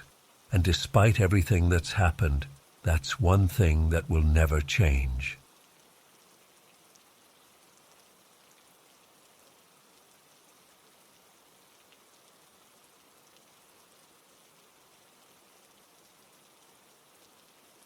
I never thought I'd be the one writing one of these posts, but here I am. It's been over 25 years since that day in August 1996, and I still can't shake the memories or the questions that haunt me. I was just a 19-year-old kid then, home from my first year of college for the summer. Life seemed simple, you know. I had my whole future ahead of me, and I took for granted that my family would always be there. That all changed on August 15th. I remember it was a Thursday because I had plans to meet up with some high school buddies that evening. I got home from my summer job at the local grocery store around 4 p.m., expecting to find my mom in the kitchen starting dinner like usual. But the house was quiet when I walked in. Too quiet. "Mom?" I called out, dropping my backpack by the door. No answer. I figured she must have run to the store or something. I headed to the kitchen to grab a snack, and that's when I saw it. A note on the fridge in my mom's handwriting. "Jason, your father is gone. Don't ask me where. Don't look for him. Love, Mom." I read it 3 times, trying to make sense of the words. Gone? What did that mean? Had he left on a trip? But why would Mom tell me not to ask or look for him? It didn't add up. I tried calling my mom's cell, but it went straight to voicemail. Same with my dad's. A knot of anxiety began to form in my stomach. Something wasn't right. I paced around the house looking for any clues. My dad's car was gone from the driveway. His clothes were still in the closet. His wallet and keys weren't on the dresser where he usually left them. It was like he had just vanished into thin air. Hours passed, and my mom still wasn't home. I called my grandparents, my aunts and uncles, even my dad's work buddies. No one had seen or heard from either of my parents. By midnight, I was in full-blown panic mode. I barely slept that night. When my mom finally came home the next morning, her eyes were red and puffy from crying. I bombarded her with questions, but she just shook her head. "I told you in the note, Jason. Your father is gone. That's all you need to know." "But where did he go? Why? When is he coming back?" I pleaded. She snapped then, her voice rising. "He's not coming back. Don't you get it? He's gone for good, and we're better off without him. Now drop it." I was stunned into silence. I'd never seen my mom like this before. She was always so calm and level-headed. Seeing her so distraught and angry only intensified my fear and confusion. Over the next few days, I tried everything I could think of to get answers. I called the police, but they said they couldn't file a missing persons report since my mom insisted my dad had left voluntarily. I scoured the house for any clues, but found nothing out of the ordinary. My dad's boss said he'd simply not shown up for work that day. No explanation given. It was like my father had been erased from existence overnight. The man who had taught me to ride a bike, who came to every Little League game, who helped me move into my dorm just months earlier, gone without a trace. I couldn't accept it. I knew there had to be more to the story, so I started digging. I combed through my dad's home office, looking for anything that might give me a lead. Bank statements, old letters, appointment books. Most of it was mundane stuff. But then I found an old newspaper clipping tucked into the back of a drawer. The headline read, "Local man questioned in disappearance of college student." My heart raced as I scanned the article. It was from 1975, over 20 years earlier. A young woman named Susan Calvert had vanished from her university campus, and my father, then just 25 years old, had been brought in for questioning. The article didn't give many details, just that my dad had been seen talking to Susan at a campus bar the night she disappeared. He was released without charges, and the case went cold. I felt like the floor had dropped out from under me. Could this have something to do with my dad's sudden disappearance? Had the past finally caught up with him? I tried asking my mom about it, but she flew into a rage. "I told you to drop this, Jason. Why can't you just let it go?" But I couldn't let it go. I was determined to find out what happened to my father, no matter what. I spent the next few weeks in a frenzy of research. I dug up everything I could find about Susan Calvert's disappearance. I tracked down old newspaper articles, police reports, anything I could get my hands on. The more I learned, the more questions I had. Susan had been a 19-year-old sophomore at the local university. She was last seen leaving a campus bar called the Watering Hole around 11 p.m. on April 12, 1975.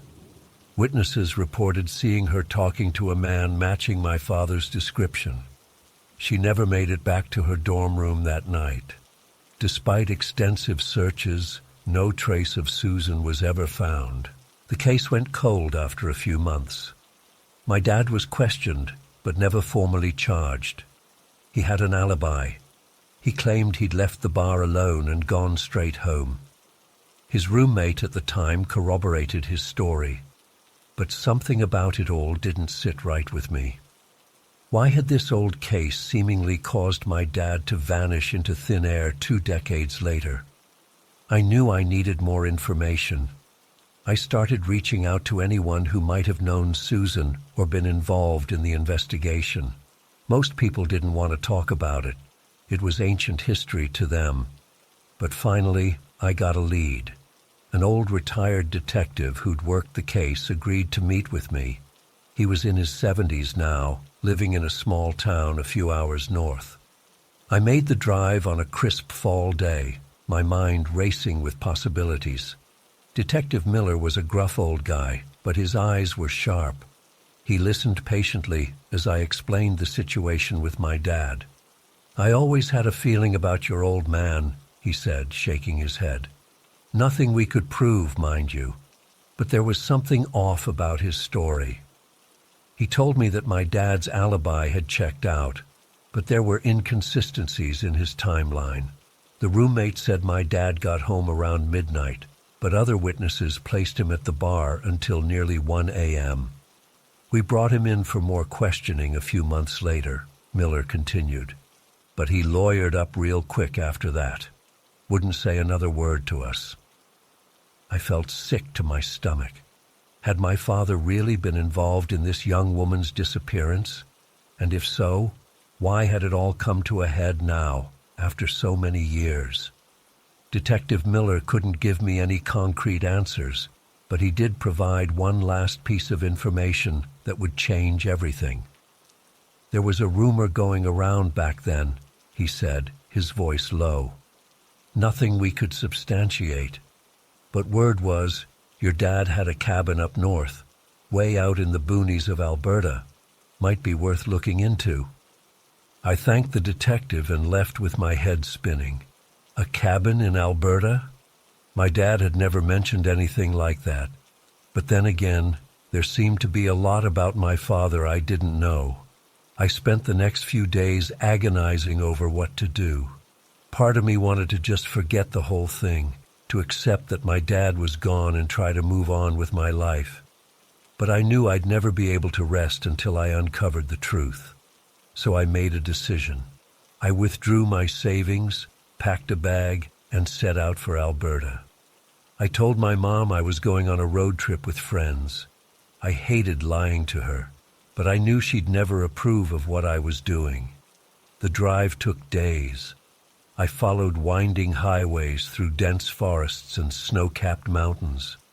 The further north I went, the more isolated everything became. Towns grew smaller and farther apart. Cell service became spotty, then non-existent. I had only the vaguest idea of where I was going. Detective Miller hadn't been able to give me an exact location for the rumored cabin.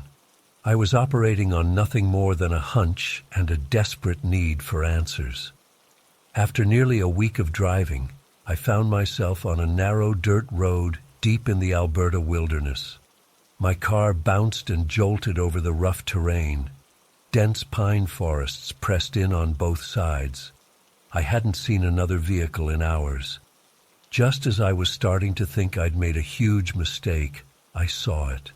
A small, weathered cabin tucked back among the trees. My heart pounded as I pulled up and cut the engine. For a long moment, I just sat there, staring at the cabin. Was this really the place? And if so, what would I find inside? With shaking hands, I got out of the car and approached the cabin. It looked like it hadn't been used in years. Weeds grew up around the foundation, and the windows were grimy with dust and cobwebs.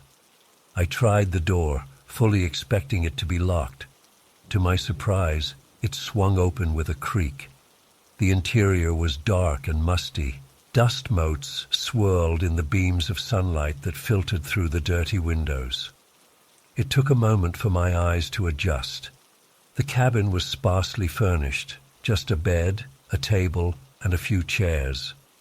But what caught my eye was the far wall. It was covered in newspaper clippings, photographs, and handwritten notes. My breath caught in my throat as I moved closer. There, in the center of it all, was a photo of Susan Calvert.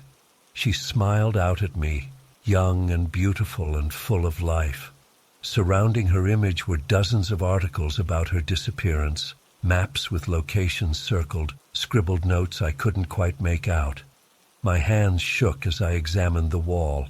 This was it, proof that my father had been involved somehow. But why? And where was he now? As I stood there trying to process it all, I heard a noise behind me. Footsteps on the porch. My heart leapt into my throat as I spun around. The door creaked open, and a figure stepped into the shadows of the cabin. "I wondered how long it would take you to find this place," a familiar voice said. My father emerged from the darkness, looking older and more haggard than I'd ever seen him. His eyes were haunted, filled with a mixture of sadness and resignation. "Dad?" I whispered, unable to believe what I was seeing. He nodded slowly. "I think it's time we talked, son. There's a lot I need to tell you." And so, as the sun began to set over the Alberta wilderness, my father finally started to unravel the mystery that had consumed my life for the past months. But even as he spoke, I knew this was just the beginning. The truth, it turned out, was far more complex and terrifying than I could have ever imagined.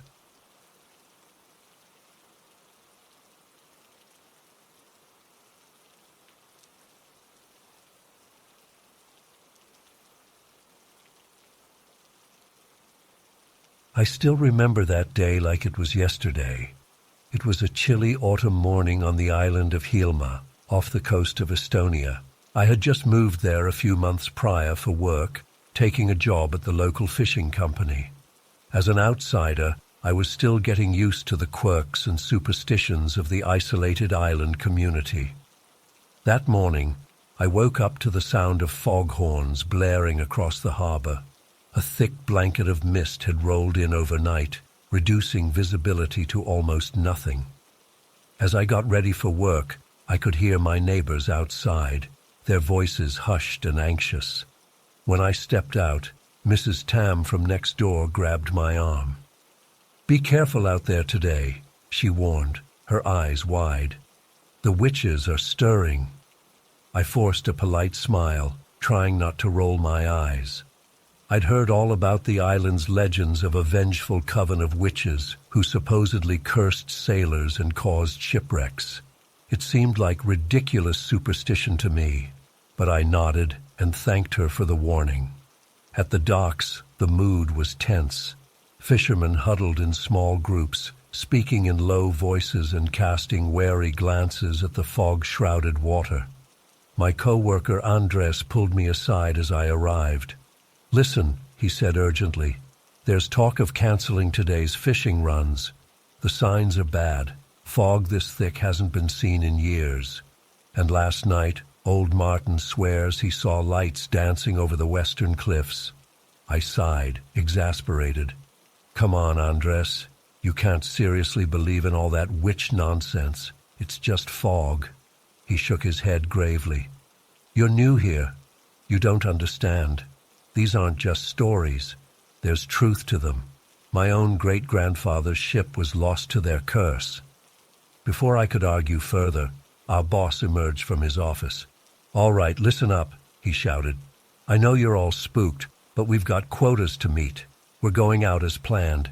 Any man who stays behind forfeits his day's wages." There were grumbles of protest, but no one wanted to lose pay. Reluctantly, the crews began preparing their boats to head out. I could see the fear in their eyes, hands shaking as they untied mooring lines. As we motored out of the harbor, the fog swallowed us completely. I'd never seen anything like it. A wall of gray so thick I could barely see the bow of our small fishing trawler. The mood on board was somber and tense. No one spoke above a whisper. We'd been out for maybe an hour when things started to get weird. At first, it was just a feeling, a creeping sense of unease that made the hairs on my neck stand up. Then came the noises. Faint at first, almost imperceptible over the thrum of the engine, but growing louder, whispers, echoing laughter, the sound of something massive moving through the water beside us. I tried to tell myself it was just the wind or my imagination playing tricks, but when I saw the looks of terror on my crewmates' faces, I knew they heard it too. Suddenly, a scream rang out from the wheelhouse. I rushed up to find our captain, face pale as a ghost, pointing out the window. "There, do you see it?" At first, I saw nothing but fog. Then a shape began to emerge. My blood ran cold. It was impossible, but I was seeing it with my own eyes. A massive, ancient-looking ship was materializing out of the mist beside us. Its sails were in tatters, wood rotted and covered in seaweed, and on its deck, figures, dark, hunched shapes that seemed to flicker in and out of existence. I heard Andres behind me, voice trembling as he made the sign of the cross. "The ghost ship," he whispered. "They've come for us."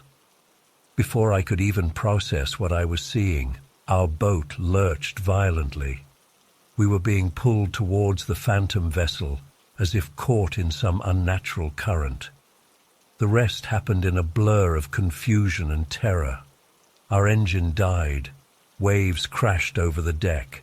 I heard screams as men were swept overboard. I clung to a railing for dear life as our small boat was tossed about like a toy. Through it all, that horrifying spectral ship loomed over us, those shadowy figures aboard it seeming to watch our struggle with cold indifference. Just when I was certain we were all about to die, everything stopped. The phantom ship vanished as quickly as it had appeared. The fog lifted. We found ourselves drifting in calm seas under a clear sky as if nothing had happened. But the horror wasn't over. As we took stock, we realized 3 of our crew were missing, swept away in the chaos. And carved into our hull was a crude symbol, a triangle with wavy lines. The mark of the sea witches, Andres told me with dread. We limped back to port, shaken to our cores. Word of what happened spread quickly. The whole island was in an uproar. Some families fled, fearing the curse had returned in full force. Others barricaded themselves in their homes. I spent that night huddled in my cottage, jumping at every creak and shadow. I told myself there had to be a rational explanation for what we'd experienced. some kind of shared hallucination brought on by fear and superstition. But deep down, I knew what I'd seen was real. In the days that followed, search parties combed the waters for our missing crewmen, but no trace was ever found. More strange occurrences plagued the island. Livestock found mutilated, children speaking in tongues, eerie lights seen dancing over the western cliffs. I stuck it out for another month before I couldn't take it anymore. I quit my job and left Hielma, eager to put the whole nightmare behind me. But the memories of that day still haunt me. Sometimes I wake up in a cold sweat, certain I can hear those ghostly whispers again. I've tried to find logical explanations for what happened. Maybe it was some kind of mass hysteria or elaborate hoax, but nothing fully accounts for what I experienced. All I know is that I'll never set foot on that island again. And to this day, the sound of foghorns sends a chill down my spine. I don't expect anyone to believe me. Hell, most days I'm not sure I believe it myself. But I know what I saw out there in that fog, and I'll never forget the day I learned that some legends are all too real.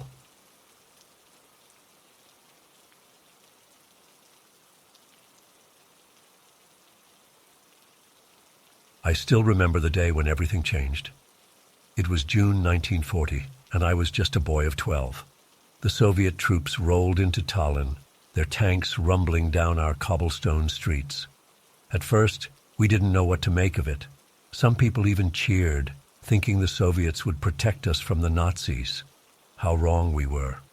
Within weeks, the true nature of the occupation became clear. The secret police, the NKVD, began rounding up anyone deemed a threat. Politicians, intellectuals, businessmen. My uncle Andras disappeared one night, taken from his home. We never saw him again. The Russification began almost immediately. Estonian was no longer allowed to be spoken in schools or government offices. Russian became mandatory. I remember sitting in class, struggling to understand my new textbooks written in Cyrillic. Our history was rewritten overnight. Suddenly we were told Estonia had always been part of Russia, that we had willingly joined the USSR. The demographic shift was staggering. Trainloads of Russians began arriving, settling in newly built concrete apartment blocks. Estonian families were forced to take in Russian lodgers. My parents had to give up our spare room to a surly Red Army officer. He would come home drunk and rant about Soviet glory. We learned to make ourselves scarce when he was around. By the 1950s, Tallinn was unrecognizable. The beautiful old town was crumbling from neglect, while ugly Soviet architecture sprouted up everywhere. The Estonian flag was banned. Our folk songs were silenced. Even our traditional foods became hard to find as the shelves were stocked with Russian products. The constant fear and paranoia was suffocating. You never knew who might be an informant for the KGB. People disappeared for the slightest infractions, telling the wrong joke, owning the wrong book. My childhood friend Mati's father was sent to Siberia for 10 years because someone reported hearing him criticize collective farming. As a young man, I was conscripted into the Soviet army. It was a miserable experience. The casual cruelty, the mind-numbing propaganda, the erasure of our identities. We weren't Estonians anymore, just Soviet citizens. I remember the shame of having to swear allegiance to a flag that had subjugated my homeland.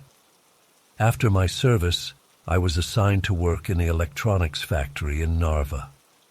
The working conditions were awful. Long hours, dangerous machinery, constant pressure to meet unrealistic quotas. Many of my co-workers were Russian transplants who looked down on us Estonians as backwards peasants. It was hard not to feel like a stranger in my own country. The hardest part was keeping our culture alive in secret. My grandmother would tell us old Estonian folk tales in hushed tones after dark. We'd sing our band national songs behind closed doors, always afraid someone might overhear. I taught my children Estonian, even though they had to speak Russian at school. It felt like our very existence as a people was being slowly extinguished. There were small acts of defiance. People would wear the blue, black, and white of the Estonian flag in subtle ways, a scarf, a piece of jewelry. We'd use code words to discuss forbidden topics.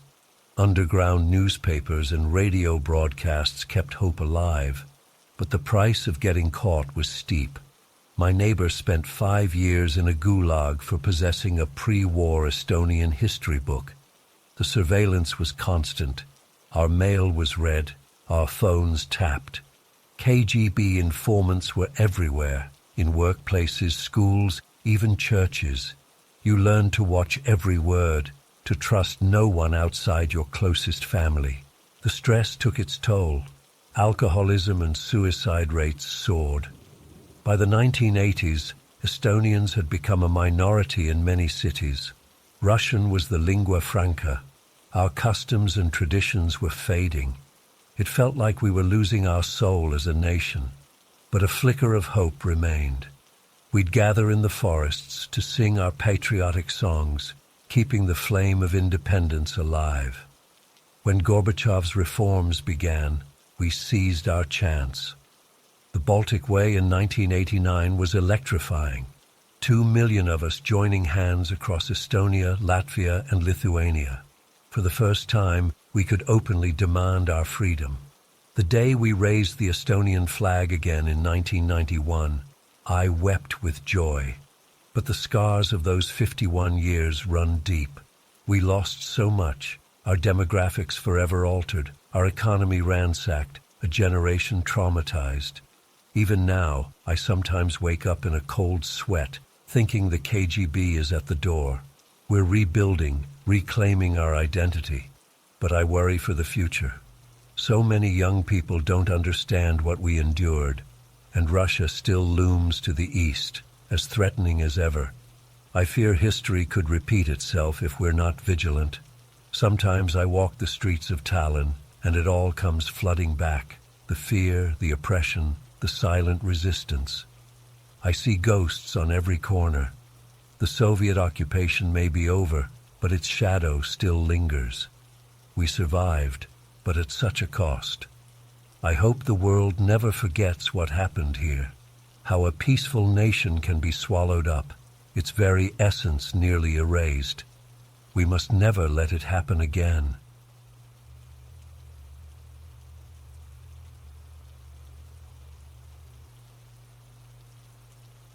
I never thought I'd find myself caught up in the superstitions and rituals of a small fishing town, but that's exactly what happened during my visit to Kardla last summer.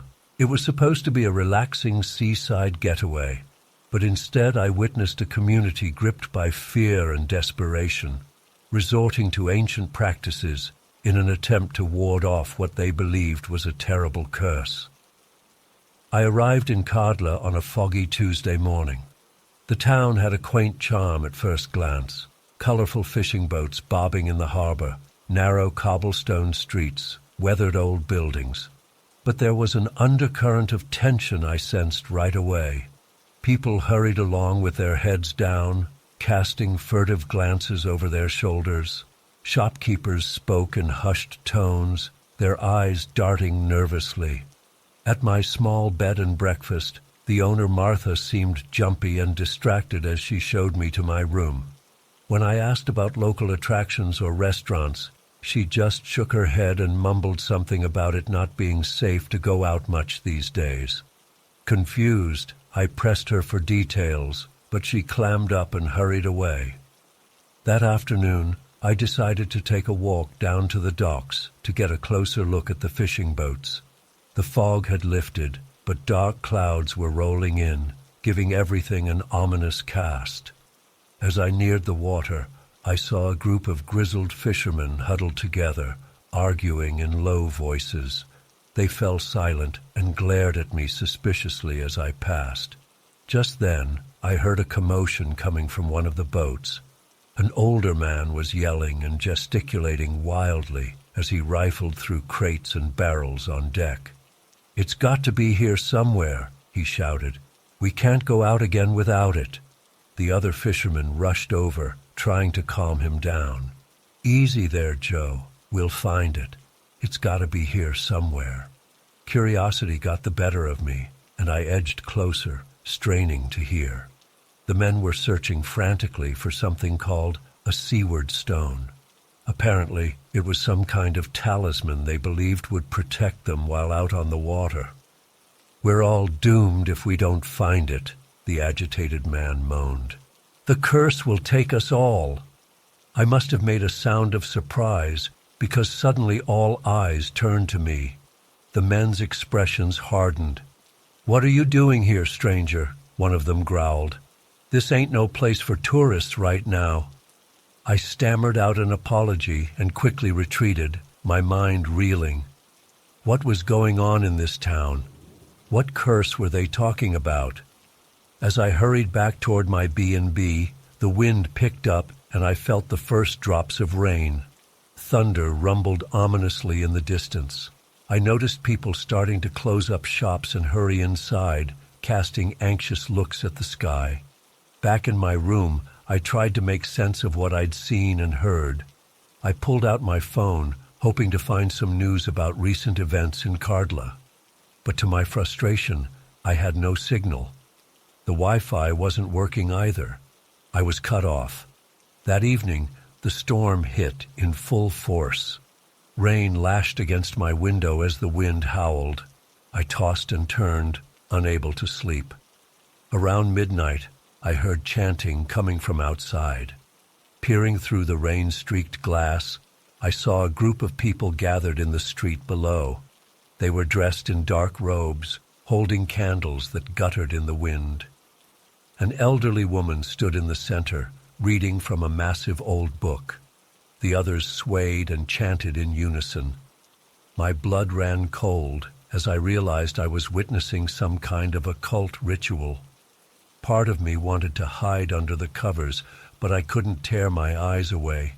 The chanting grew louder, building to a fevered pitch. Suddenly, a bolt of lightning split the sky, followed by a deafening crack of thunder.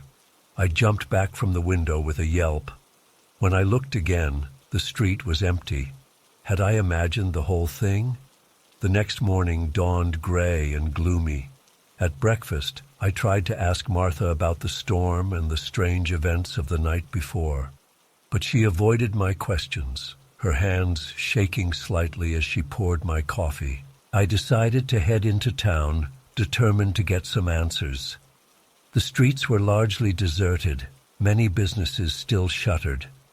Those few people I passed averted their eyes and hurried by. Near the town square, I came across an odd sight. A group of women were tying bits of cloth and trinkets to the branches of an ancient-looking oak tree. They murmured softly as they worked, almost like a prayer. When I approached, one of the women hissed at me to stay back. "This is sacred ground," she said. "We're leaving offerings for the Hilma witches. It's our only hope now." Before I could ask what she meant, the others shooed me away, making signs to ward off evil. I backed off, my head spinning. Witches? Offerings? This was getting crazier by the minute.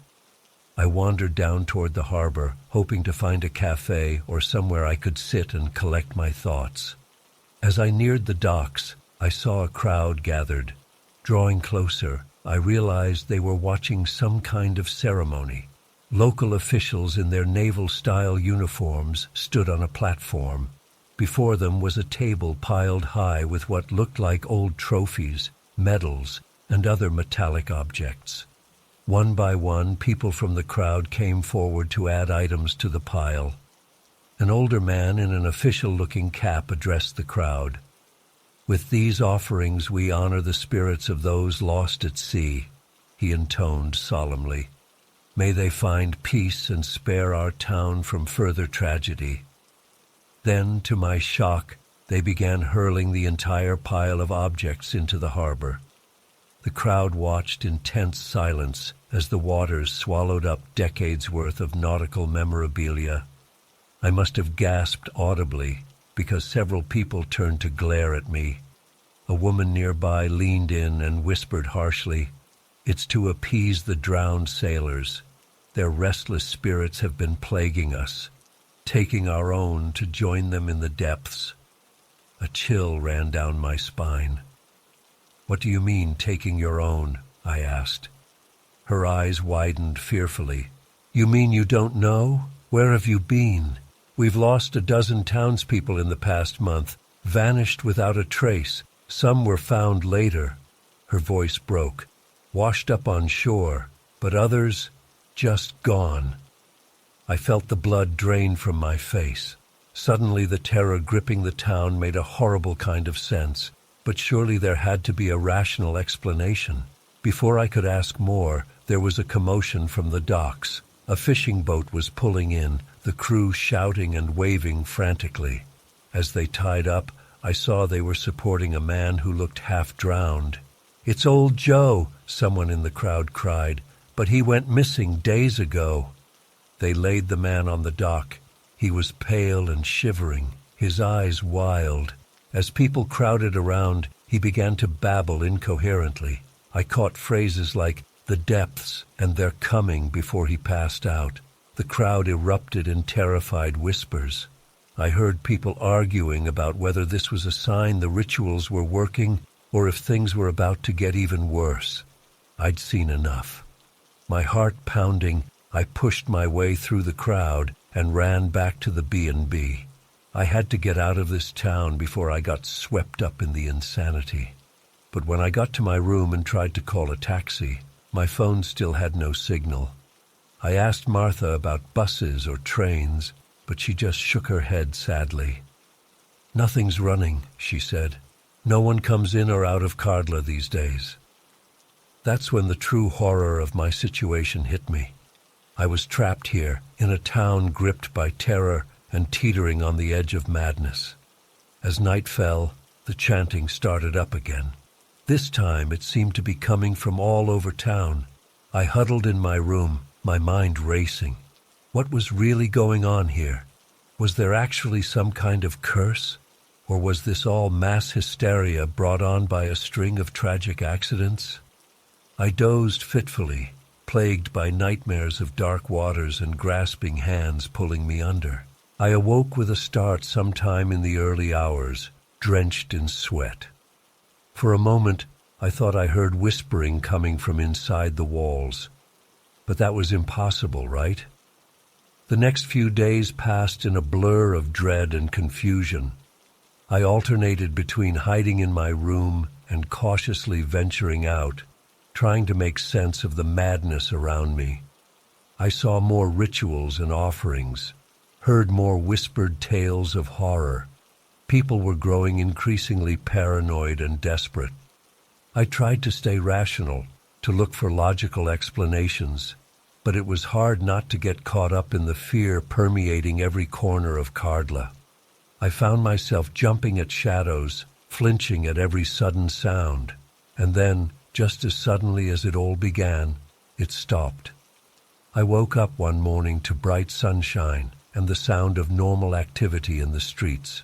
When I went downstairs, Martha greeted me with a cheerful smile, as if the past few days had never happened.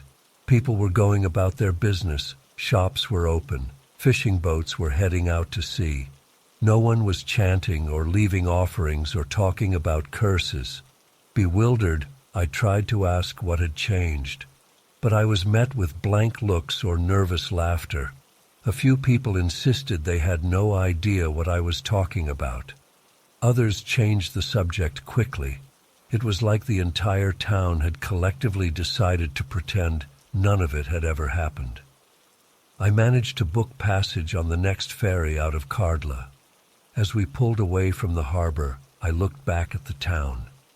It looked perfectly picturesque and normal in the morning light, but I knew I would never forget the terror and madness I had witnessed. To this day, I'm haunted by questions. What really happened in Cardla? Was it all just mass hysteria? Or was there something darker at work? I may never know the truth, but one thing's for certain. I'll never set foot in that town again.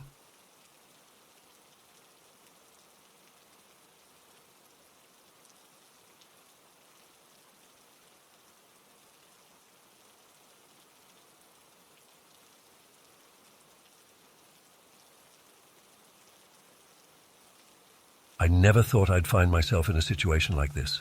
As a trail guide in the Appalachian Mountains, I'm used to dealing with all sorts of unexpected challenges, sudden weather changes, minor injuries, lost hikers.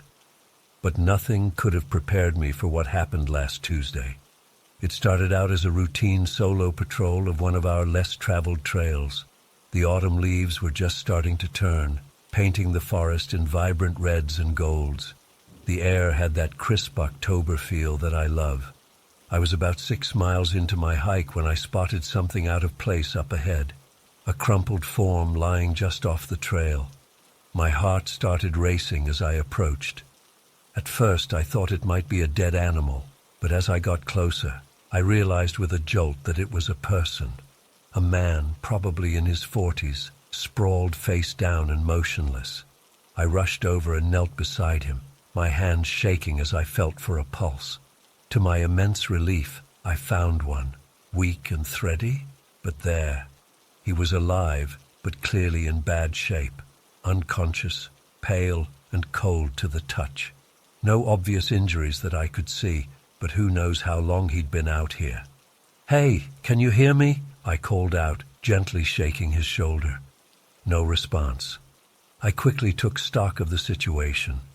We were deep in a remote part of the wilderness, at least 10 miles from the nearest ranger station.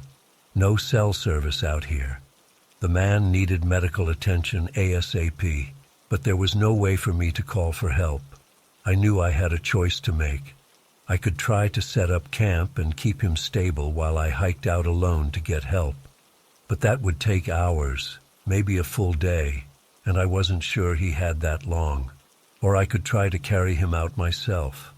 Looking at his limp form, I wasn't even sure if I could lift him, let alone carry him for miles. I'm in good shape, but I'm not exactly built like a linebacker. Still, I knew I had to try. With a deep breath, I hoisted the unconscious man onto my back in a fireman's carry. His dead weight nearly toppled me over, but I managed to find my balance. And then, step by agonizing step, I started to walk. The first mile was the hardest. Every muscle in my body screamed in protest as I struggled up the steep, rocky trail. The man's arms and legs kept slipping, forcing me to continually readjust my grip. Sweat poured down my face despite the cool air. More than once I nearly lost my footing on the uneven ground, but I kept going, driven by a desperate need to get this stranger to safety. I tried not to think about how many miles lay ahead. Just focus on the next step, I told myself, one foot in front of the other.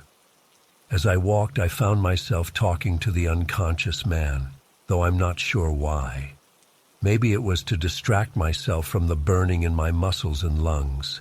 Maybe it was to convince myself he was still alive. "Hang in there, buddy," I panted. "We're going to get you out of here. Just stay with me." The forest seemed to stretch on endlessly. Shadows lengthened as the afternoon wore on. I had to stop every half-mile or so to catch my breath and readjust my grip. Each time, I anxiously checked to make sure the man was still breathing before hoisting him back up. After about 3 miles, I hit a wall. My legs were shaking uncontrollably, and spots were dancing in front of my eyes. I genuinely didn't think I could take another step. I lowered the man to the ground and collapsed beside him, gasping for air. As I lay there, feeling utterly defeated, a memory flashed through my mind. A story my grandfather used to tell me about his time as a medic in World War II. How he'd carried a wounded soldier for miles under enemy fire, running on nothing but adrenaline and sheer force of will. When someone's life is in your hands, he'd said, you find strength you never knew you had. Those words echoed in my head as I looked at the pale, still face of the man beside me, someone who would die out here alone if I gave up. With a groan, I staggered to my feet and lifted him once more. The next few miles passed in a haze of pain and exhaustion. I fell into a mechanical rhythm. Lift foot, step, breathe, repeat.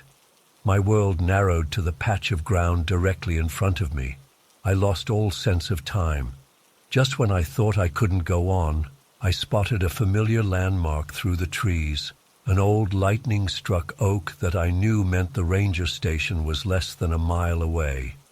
A surge of desperate energy propelled me forward. Those last 1,000 yards were the longest of my life. My vision was tunneling, and my legs felt like they would give out any second. But finally, I stumbled into the clearing where the station stood. "Help!" I managed to croak out before my knees buckled. As I collapsed to the ground, still clinging to my unconscious passenger, I saw figures in uniforms running towards us. Then everything went black. I woke up sometime later in the medical bay of the ranger station. My whole body felt like one giant bruise. But as the fog cleared from my mind, I remembered why I was there and bolted upright. "The man, is he?" I started to ask the ranger beside me. "He's alive," she assured me. "You got him here just in time. The doctors say he had a severe allergic reaction to a bee sting. If you hadn't found him when you did—" She trailed off, shaking her head in amazement. Relief washed over me, followed by a wave of emotion I couldn't quite name. I'd done it. Against all odds, I'd gotten him out. He was going to be okay. As I lay back down, utterly drained, the ranger continued, "I've got to say, what you did was incredible. Carrying a grown man for 7 miles through that terrain. I don't know how you managed it. I thought about my grandfather's words, about finding strength you never knew you had. Neither do I admitted, but I'm glad I did." In the days that followed, as I recovered from my ordeal, I learned more about the man I'd rescued. His name was David, an experienced hiker who'd had the misfortune of stumbling into a hidden bee's nest. He'd managed to use his EpiPen, but it wasn't enough to fully counteract the reaction. If I hadn't found him when I did, he likely would have died alone in those woods. David came to visit me in the hospital, his eyes brimming with tears as he tried to express his gratitude. But honestly, as crazy as it sounds, I felt grateful too. Grateful that I'd been there, that I'd found the strength to keep going when every fiber of my being wanted to give up. It's been a few months now, and I'm back to my regular guiding duties. But I don't think I'll ever forget that day. Sometimes when I'm on the trail, I'll pause and look out at the vast wilderness around me. And I'll think about the incredible reserves of strength we all have inside us. Strength we may never know about until we're pushed to our absolute limits. I went into those woods that day as just another trail guide doing my job. I came out knowing that when it really matters, I'm capable of so much more than I ever imagined. And that's a lesson I'll carry with me for the rest of my life.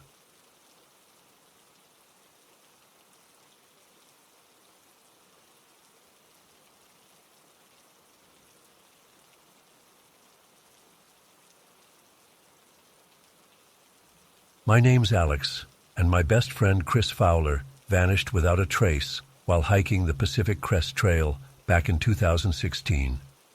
We'd been friends since college, bonded over our love of the outdoors. Chris was an experienced hiker, always careful and well-prepared. When he told me he was planning to tackle the PCT, I was excited for him.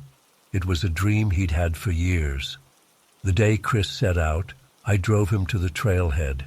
We snapped a quick selfie, all smiles and excitement. "See you in a few months," he said as he shouldered his pack. If only I'd known those would be the last words I'd hear from him.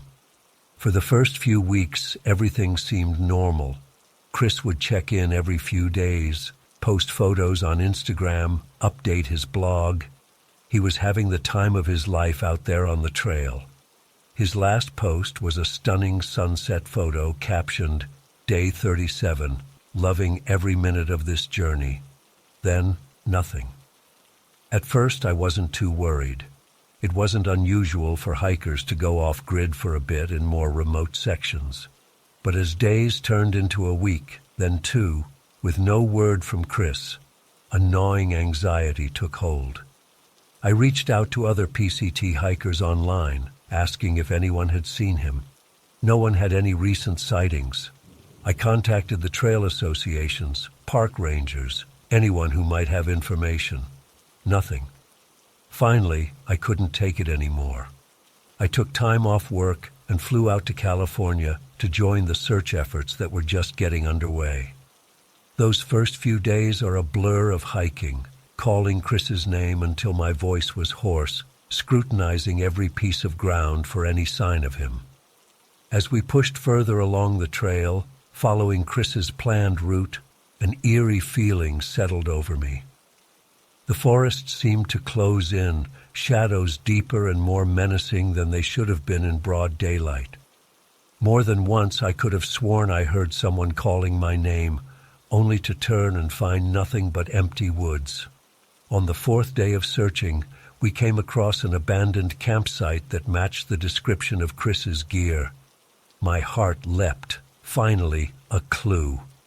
But as we approached, that hope curdled into dread. The tent was slashed open, contents strewn about as if someone had left in a panic.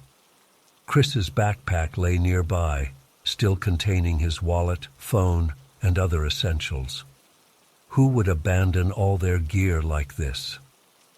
As we combed the area for any sign of Chris, I noticed something that made my blood run cold. Carved into a nearby tree trunk was a crude stick figure, arms outstretched. It looked almost childlike, but something about it filled me with inexplicable terror. I blinked, and for a split second, I could have sworn the figure moved. The rangers dismissed it as likely unrelated graffiti, but I couldn't shake the feeling that it was somehow connected to Chris's disappearance. That night in my tent, I tossed and turned, plagued by vivid nightmares of Chris lost and alone in a dark, twisted version of the forest. The next morning, I woke to find strange symbols drawn in the dirt outside my tent. They looked like the same stick figure from the tree, but more elaborate, forming a circle around where I'd slept. The other searchers swore they hadn't seen or heard anyone approach in the night. As the days wore on with no further signs of Chris, the search efforts began to wind down. But I couldn't let it go. I stayed out there for weeks, pushing myself to the brink of exhaustion. I don't know how many miles I covered, how many ravines I climbed down into, how many times I called Chris's name until my throat was raw. One evening, as dusk was falling, I decided to make one last sweep of the area near where we'd found Chris's campsite. The fading light cast long shadows, making the forest feel more sinister with each passing minute. As I picked my way through a particularly dense patch of underbrush, my foot caught on something. I looked down, expecting to see a root or fallen branch. Instead, I found myself staring at a tattered piece of fabric partially buried in the leaves. My hands shaking, I brushed away the debris. It was Chris's favorite flannel shirt, the one he'd been wearing in that last Instagram post. My first thought was relief. Finally, a real clue. But as I pulled the shirt free, that relief turned to horror. The fabric was stiff with what I prayed wasn't dried blood, and there were long tears in it, as if from claws or knife slashes. I stumbled backward, my mind reeling. What the hell had happened to Chris? As if in answer, a twig snapped somewhere behind me. I whirled around, heart pounding, but saw only deepening shadows between the trees. Then another snap, closer this time. Panic overtook me. I ran, Chris's ruined shirt still clutched in my hand. Branches whipped at my face as I crashed through the underbrush. I could have sworn I heard footsteps pursuing me, but every time I glanced back, there was nothing there. I don't know how long I ran, or how I found my way back to the campsite. I burst out of the tree line, gasping for air, and nearly collided with one of the park rangers. She took one look at my wild eyes and the blood-stained shirt in my hands and immediately called for backup. The discovery of the shirt sparked a renewed search effort, but it was like the forest itself was conspiring against us. Dense fog rolled in, limiting visibility to just a few feet. Equipment malfunctioned inexplicably. More than one searcher reported hearing whispering voices or catching glimpses of movement just at the edge of their vision. After 3 more fruitless days, the search was called off for good. The official report cited treacherous terrain and possible animal attack, but those of us who were out there knew it was something more, something we couldn't explain. I've been back to that stretch of the PCT several times since then, driven by a desperate need for answers. Each time I've experienced things I can't rationalize. Strange lights moving through the trees at night, my compass spinning wildly, that same stick figure appearing carved into trees or drawn in the dirt no matter how far I hike. It's been years now, and Chris's disappearance remains a complete mystery. No body, no definitive evidence of what happened to him. Just a ruined campsite, a blood-stained shirt, and the oppressive sense that something in those woods didn't want us to find him. I still have nightmares about those weeks spent searching. In them, I'm wandering through an endless, twisted version of the forest. I can hear Chris calling for help, always just out of sight. But no matter how fast I run or how loud I call back, I can never reach him. I don't know if I'll ever have closure or understand what really happened out there. All I know is that something took my best friend, and the forests of the Pacific Crest Trail will never feel safe to me again. If you're out there, Chris, I'm sorry I couldn't find you. And to anyone planning to hike the PCT, be careful. There are things in those woods that can't be explained, and some trails are better left untraveled.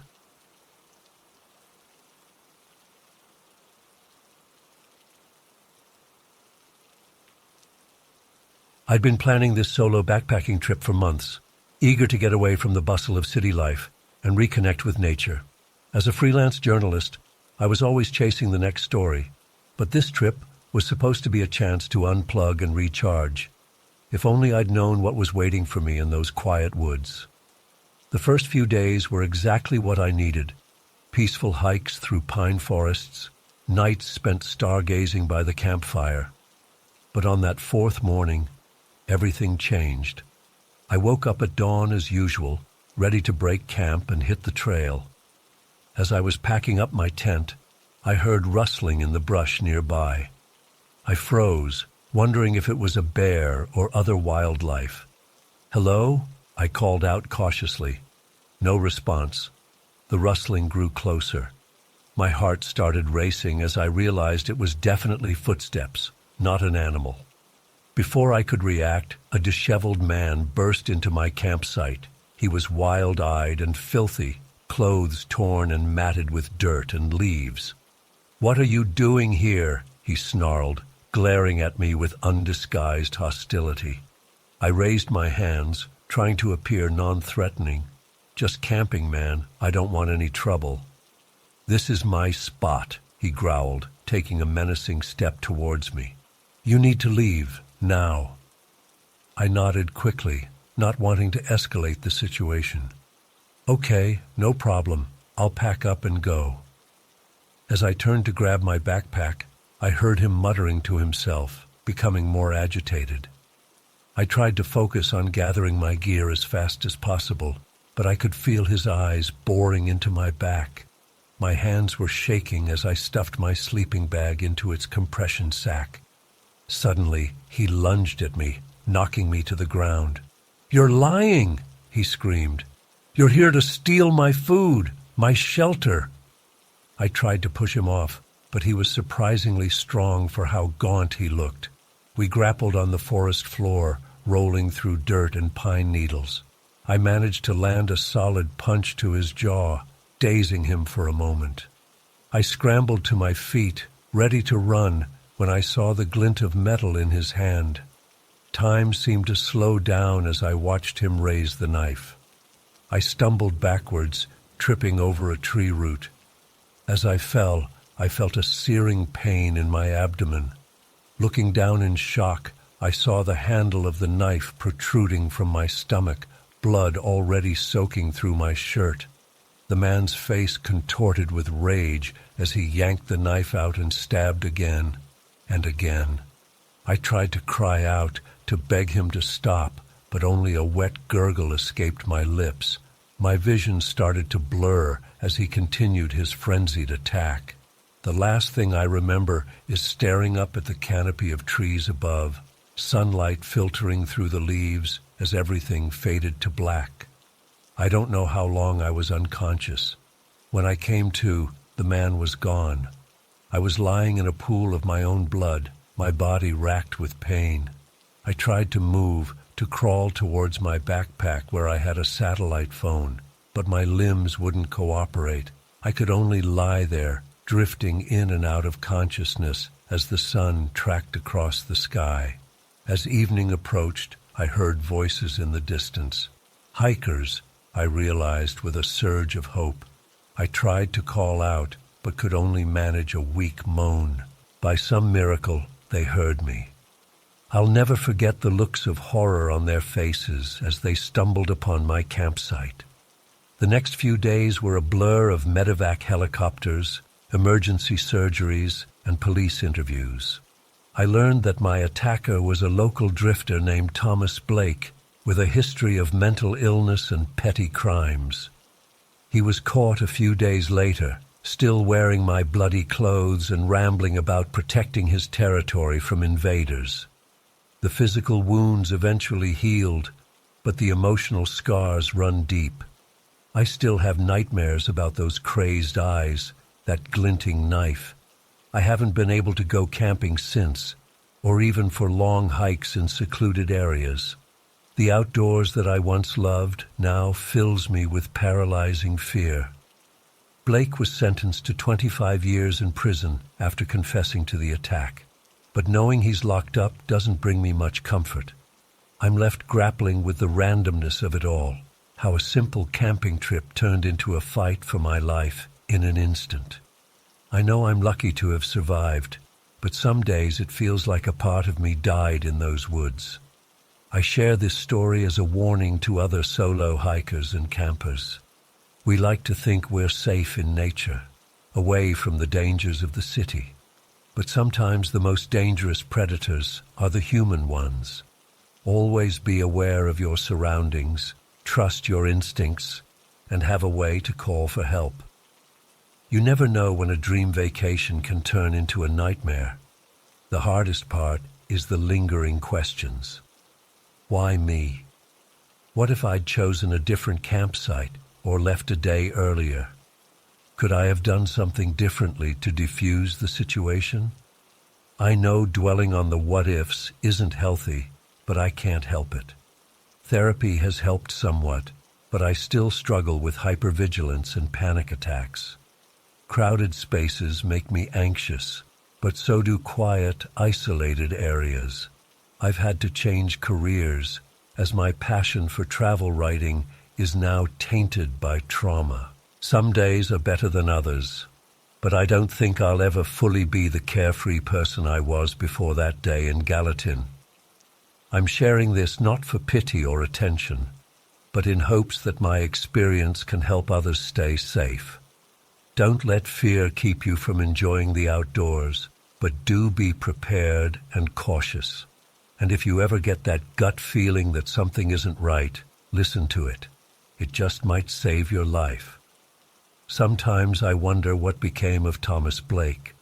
Is he remorseful for what he did, or does he still believe he was defending his territory?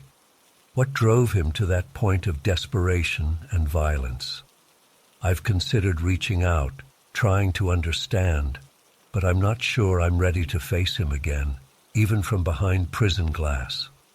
As I sit here typing this, I can almost smell the pine needles and campfire smoke. For a moment, I'm transported back to those peaceful days before the attack. I miss that sense of freedom and connection with nature. Maybe someday I'll find the courage to venture into the wilderness again. But for now, the memory of that blood-soaked clearing in Gallatin haunts my dreams, a stark reminder of how quickly paradise can become a prison. To those reading this, please be safe out there. Enjoy the beauty of nature, but never forget that danger can lurk in the most unexpected places. And to my fellow survivors of random acts of violence, you're not alone. Healing is a long and winding trail, but we'll get there eventually, one step at a time.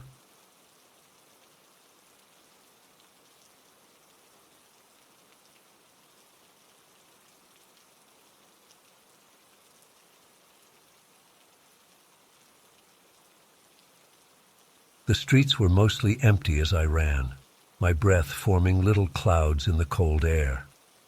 Streetlights cast an eerie glow, creating long shadows that seemed to reach out across the pavement. As I approached the park, an uneasy feeling settled in my stomach. I tried to shake it off, telling myself I was just on edge from watching too many horror films lately. I was about halfway around the park when I noticed a small figure standing near the old cemetery gates.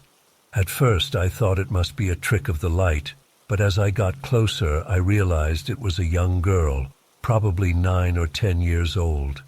She was wearing only a thin white dress, completely inappropriate for the freezing weather. My first thought was that she must be freezing. I slowed to a stop, catching my breath as I called out, "Hey there, are you all right? Where are your parents?" The girl turned to look at me and I felt my blood run cold. Her face was deathly pale, almost glowing in the dim light. Her eyes were wide and frightened as she said in a small voice, "Please, I need help." Every instinct told me to turn and run, but I couldn't just leave a child alone in the dark. I took a few hesitant steps closer. "What's wrong? Are you lost? I can call the police to help find your family."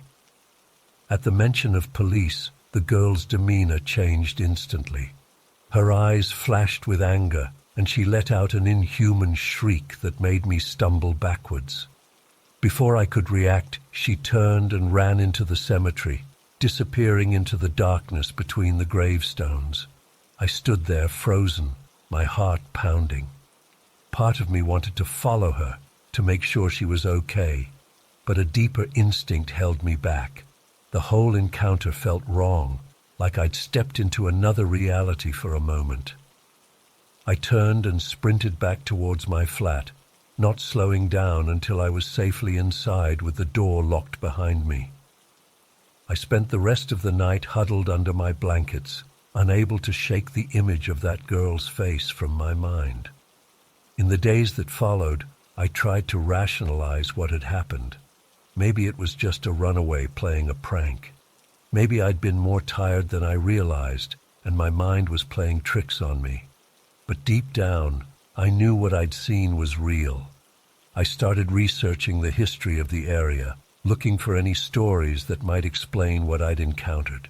I learned that the cemetery dated back to the 1800s, and there were local legends about spirits of children who died in a cholera outbreak haunting the grounds.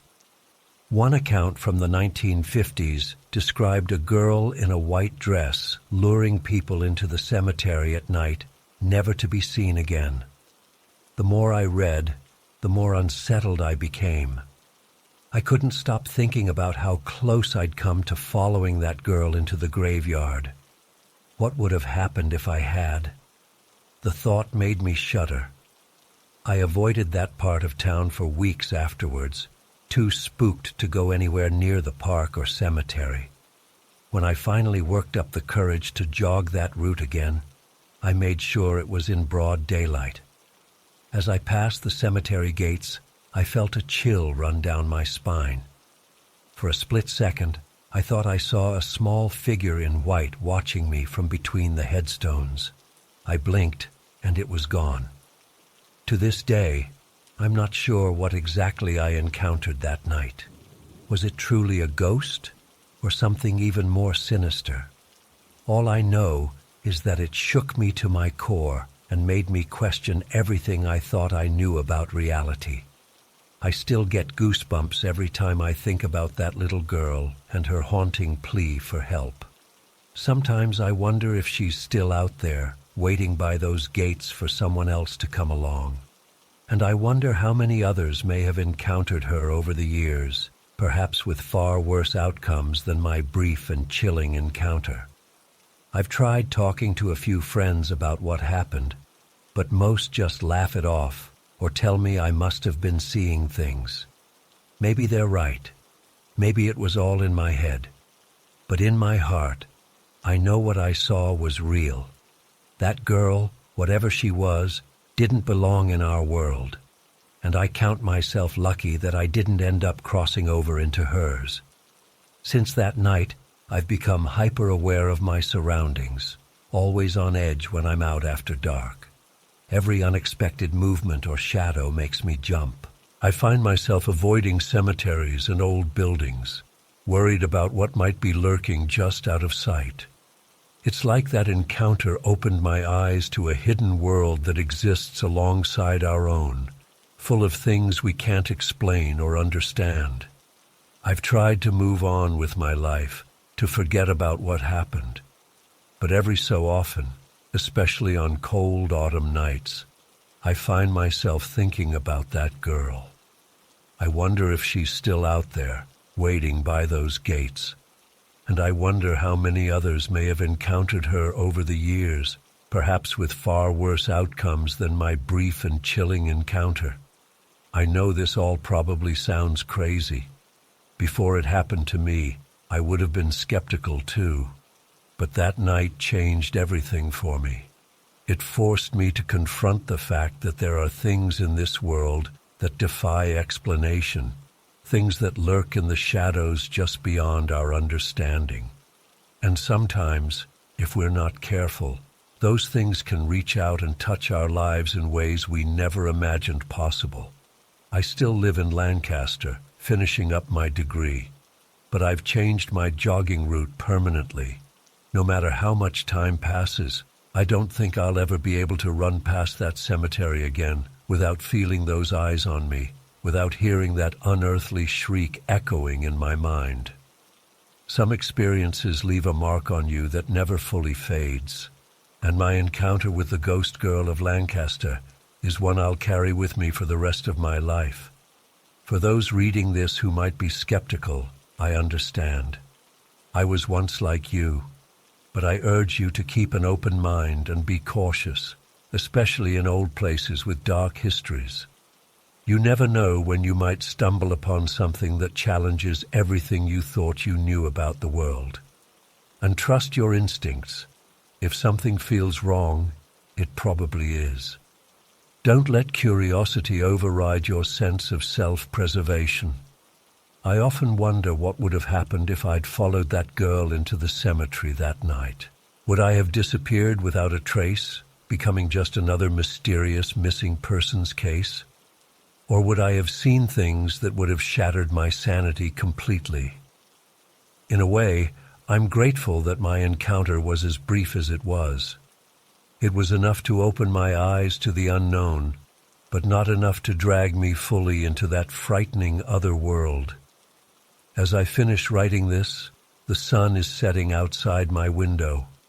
The shadows are growing longer, and I can't help but glance nervously at the darkened corners of my room. That's what this experience has done to me, made me forever wary of the dark and what might be hiding in it. So if you're out there reading this, be careful. And if you're ever in Lancaster and see a little girl in a white dress standing by the cemetery gates, run. Run as fast as you can, and don't look back. Some calls for help are better left unanswered.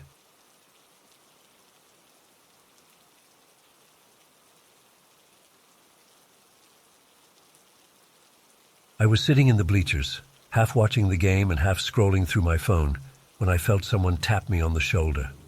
I looked up, and my heart skipped a beat. It was Marco Rivera, the star player of our school team.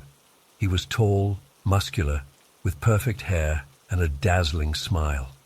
Basically, every girl's dream guy. "Hey, can I talk to you for a sec?" he asked, flashing that $1,000,000 grin. I nodded, too stunned to speak. Marco motioned for me to follow him out to the hallway. My mind was racing. Why would he want to talk to me? We'd never even spoken before. Once we were alone in the hallway, Marco's demeanor changed. The charming smile vanished, replaced by a look of desperation. "Listen, I need your help with something. It's really important," he said in a low, urgent voice. Okay. What is it?" I replied hesitantly. Marco glanced around nervously before continuing. "I have this thing I need to get rid of. It's in my car. I was hoping you could help me dispose of it." Warning bells started going off in my head. This sounded sketchy as hell.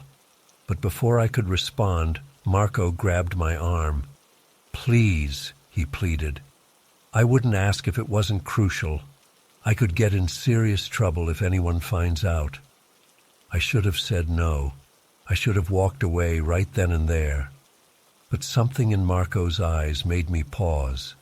He looked genuinely frightened, and I'd be lying if I said I wasn't intrigued. Plus, this was Marco Rivera, the most popular guy in school. How could I turn him down? "Okay," I said finally. "What do you need me to do?" Relief washed over Marco's face. "Thank you so much. Come on, I'll show you." He led me out to the parking lot where his shiny red Mustang was parked. Marco popped the trunk and pulled out a gym bag. "It's in here," he said, unzipping the bag just enough for me to catch a glimpse of something metal inside. My blood ran cold as I realized what it was. A gun. "Marco, what the hell?" I hissed, backing away. "Is that a gun? Why do you have that?" "Shh! Keep your voice down." Marco looked around frantically. "Look, I can't explain everything right now, but I need to get rid of this ASAP. Don't you said your dad works at that scrap metal yard?" I nodded, still in shock. My dad was the manager at a local recycling plant that had a huge industrial shredder for scrap metal. "Perfect. Can you take this there and run it through the shredder? No one will ever find it." My mind was reeling. This was insane. I was about to refuse when Marco grabbed my hands. "Please," he begged. "I'm begging you. My whole future is on the line here. I'll do anything to repay you, I swear." I don't know what possessed me in that moment. Maybe it was the adrenaline, or Marco's pleading eyes, or just sheer stupidity. But I heard myself say, "Okay, I'll do it." Marco hugged me tightly. "Thank you so much. You're saving my life, seriously." He shoved the gym bag into my arms and ushered me into the passenger seat of his car. As we peeled out of the parking lot, my heart was pounding. What the hell had I gotten myself into? The drive to the scrapyard was tense and silent. I clutched the bag to my chest, hyper-aware of its contents. Marco kept glancing in the rearview mirror, as if expecting someone to be following us. When we arrived, the place was deserted. It was well past closing time on a Friday night. Marco pulled up to the back gate. "Okay, you know where the shredder is, right?" he asked. I nodded. I'd been here plenty of times with my dad. "All right, I'll wait here and keep watch. Just run in, toss the bag in the shredder, and come right back. And remember, Don't look inside the bag. The less you know, the better. With shaking hands, I got out of the car and made my way to the gate. Using the key my dad had given me for emergencies, I let myself in and hurried to the shredder. The massive machine loomed before me, its metal teeth gleaming in the dim light. I hesitated for a moment, the weight of what I was about to do hitting me, but it was too late to back out now. Taking a deep breath, I opened the bag just enough to pull out the gun. It was heavier than I expected, cold and alien in my hands. Without letting myself think about it any further, I tossed it into the shredder's gaping maw. The screech of metal on metal made me jump. In seconds, the gun was reduced to unrecognizable bits of scrap. It was done. I practically ran back to Marco's car, my heart racing. He was visibly relieved when I slid into the passenger seat. "It's done," I said shakily. "Thank you," Marco replied, squeezing my hand. "You have no idea how much this means to me." The drive back was just as tense and quiet. My mind was spinning with questions, but I was too afraid to ask any of them. When Marco dropped me off at home, he thanked me again profusely. "Remember," he said as I got out, "this never happened, okay? You were never here tonight." I nodded numbly and watched him drive away, still not fully processing what had just occurred. The next few days were a blur. I was constantly on edge, jumping at every sound and paranoid that someone would find out what I'd done. Marco avoided me at school, which only added to my anxiety. It wasn't until the following Wednesday that I found out the truth. I was in homeroom when the principal came on the intercom with a shocking announcement. "Attention students and staff. I regret to inform you that one of our own, Sofia Rivera, was arrested last night in connection with a violent robbery." Sofia Rivera, Marco's older sister. My blood ran cold as the principal continued. "Ms. Rivera is accused of assaulting an elderly man and stealing his wallet. The victim is in critical condition. If anyone has any information related to this crime, please come forward." The classroom erupted in shocked whispers, but I barely heard them over the roaring in my ears. It all made sense now. The gun, Marco's desperation, the need to destroy evidence. I'd helped cover up a violent crime. I was an accessory. The realization hit me like a punch to the gut. The rest of the day passed in a haze of panic and guilt. I kept expecting the police to burst in and arrest me at any moment. When the final bell rang, I practically ran out of the building. But Marco was waiting for me in the parking lot. He pulled me aside, his face grim. "We need to talk," he said in a low voice. I let him lead me to a secluded spot behind the gym. As soon as we were alone, I exploded. "What the hell, Marco? Your sister assaulted someone, and you made me destroy evidence?" "I'm sorry," he said, running a hand through his hair. "I didn't know what else to do. Sophia came to me that night, freaking out, said she'd done something terrible. I was just trying to protect her." "By dragging me into it?" I hissed. "Do you have any idea how much trouble I could be in?" "No one will ever know," Marco insisted. "The gun is gone. There's no evidence linking you to anything. As long as we both keep our mouths shut, it'll be fine." But it wasn't fine. Not even close. In the weeks that followed, I was a nervous wreck. I couldn't sleep, couldn't focus in class. Every time I saw a police car, my heart would race. The guilt was eating me alive. An innocent man was in the hospital because I'd helped destroy evidence that could have put his attacker away. How could I live with myself? I wanted to come clean, to tell someone what I'd done. But fear held me back. I was in too deep now. If I confessed, I'd go down too. My whole future would be ruined. So I stayed silent, carrying the weight of my secret like a boulder on my chest. Marco and I avoided each other completely. Whenever I saw him in the halls, he'd look away quickly. As the weeks turned to months, the investigation into the robbery seemed to stall. There were no new leads, no arrests beyond Sophia. Gradually, life at school returned to normal. But for me, nothing would ever be normal again. Even now, months later, I'm still haunted by what happened that night. Every time I see my dad's work keys, I'm reminded of what I did. The guilt and fear are constant companions. I don't know if I'll ever be able to forgive myself. All I can do is try to be a better person going forward, and hope that someday I'll find a way to make amends for the terrible mistake I made. But one thing's for sure, I'll never again let myself be manipulated into doing something I know is wrong, no matter who's asking.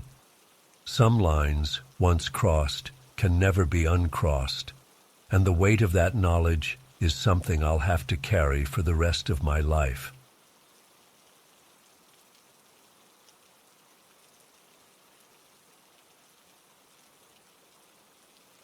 I remember wandering through the festival grounds as the sun began to set, taking in all the sights and sounds. My parents were busy at our family's fortune-telling booth, so I had some time to explore on my own. The lanterns were just starting to flicker to life, casting a warm glow over everything. I felt so alive, so connected to my heritage. As I made my way past a row of food stalls, I noticed a group of young men watching me. There were about 5 of them, probably in their early 20s. At first I didn't think much of it. There were plenty of people milling about. But then I realized they seemed to be following me, always staying a short distance behind. A chill ran down my spine despite the warm evening air. I quickened my pace, weaving through the crowds, hoping to lose them. But when I glanced back, they were still there. My heart started racing. I contemplated going back to my parents' booth, but it was on the other side of the fairgrounds. I didn't want to lead these men there if they really were following me. Instead, I ducked into a quieter area behind some tents, thinking I could circle back around to the main festival area. Big mistake. As soon as I was out of sight of the crowds, I felt a rough hand grab my arm. I whirled around to see one of the men, his eyes gleaming with malicious intent. "Where do you think you're going, pretty one?" he sneered, his breath reeking of alcohol.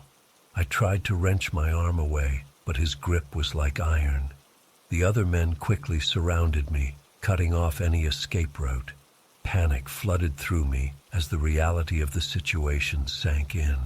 This wasn't just harassment. They meant to take me. "Let me go," I shouted, hoping someone would hear.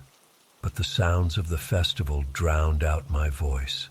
One of the other men laughed. "Don't worry, we'll take good care of you. You'll make a fine bride for one of us." Bride? The word sent ice through my veins. I'd heard whispers of forced marriages in some of the more traditional Romani communities, but I never thought it could happen to me.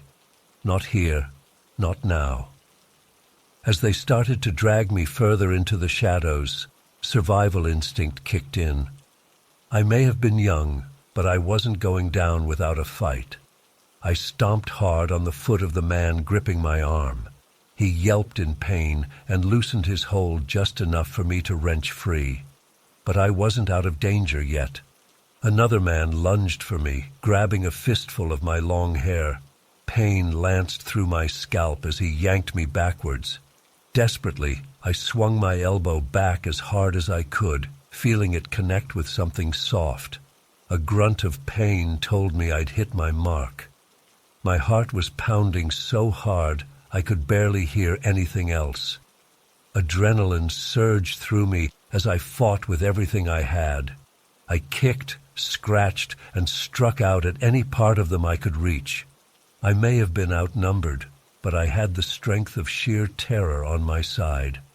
One of them managed to get his arms around me from behind, trying to lift me off my feet. I threw my head back, feeling the crunch as my skull connected with his nose. He dropped me with a howl of pain. I knew I couldn't keep this up for long.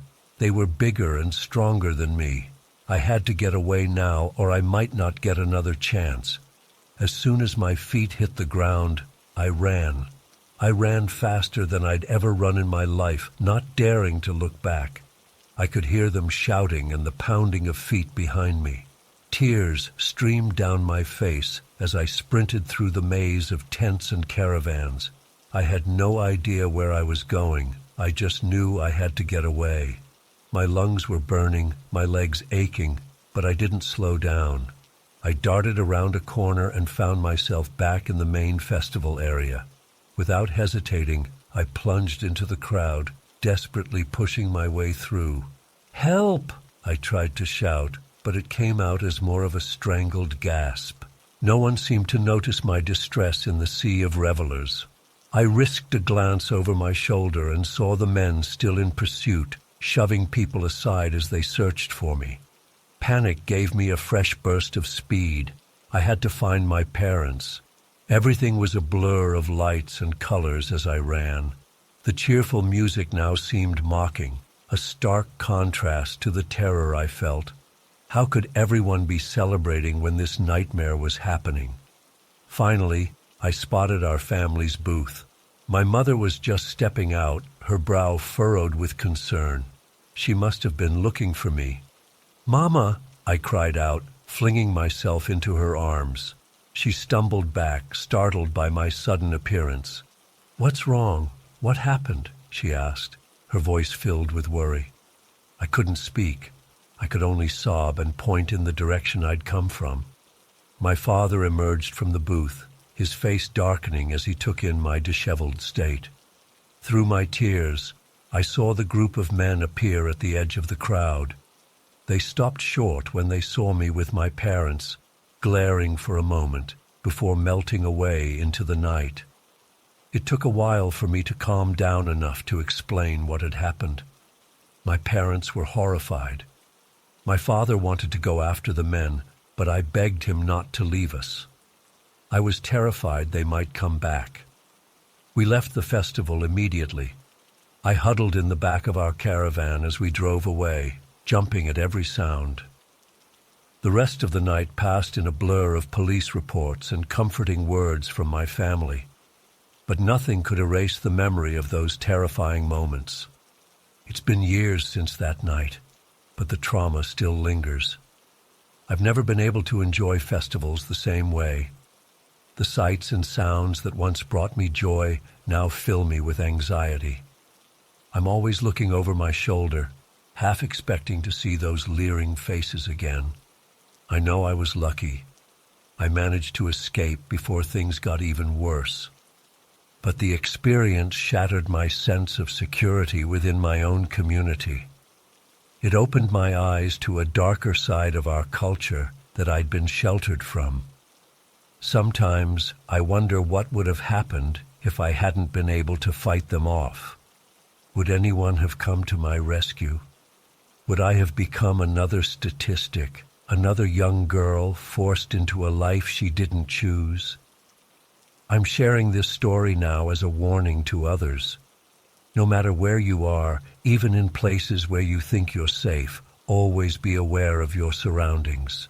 Trust your instincts, and most importantly, never be afraid to fight back. That night changed me forever, but I refuse to let it define me. I'm more than a victim. I'm a survivor. And if by sharing my story I can help even one other person avoid a similar fate, then reliving this nightmare will have been worth it.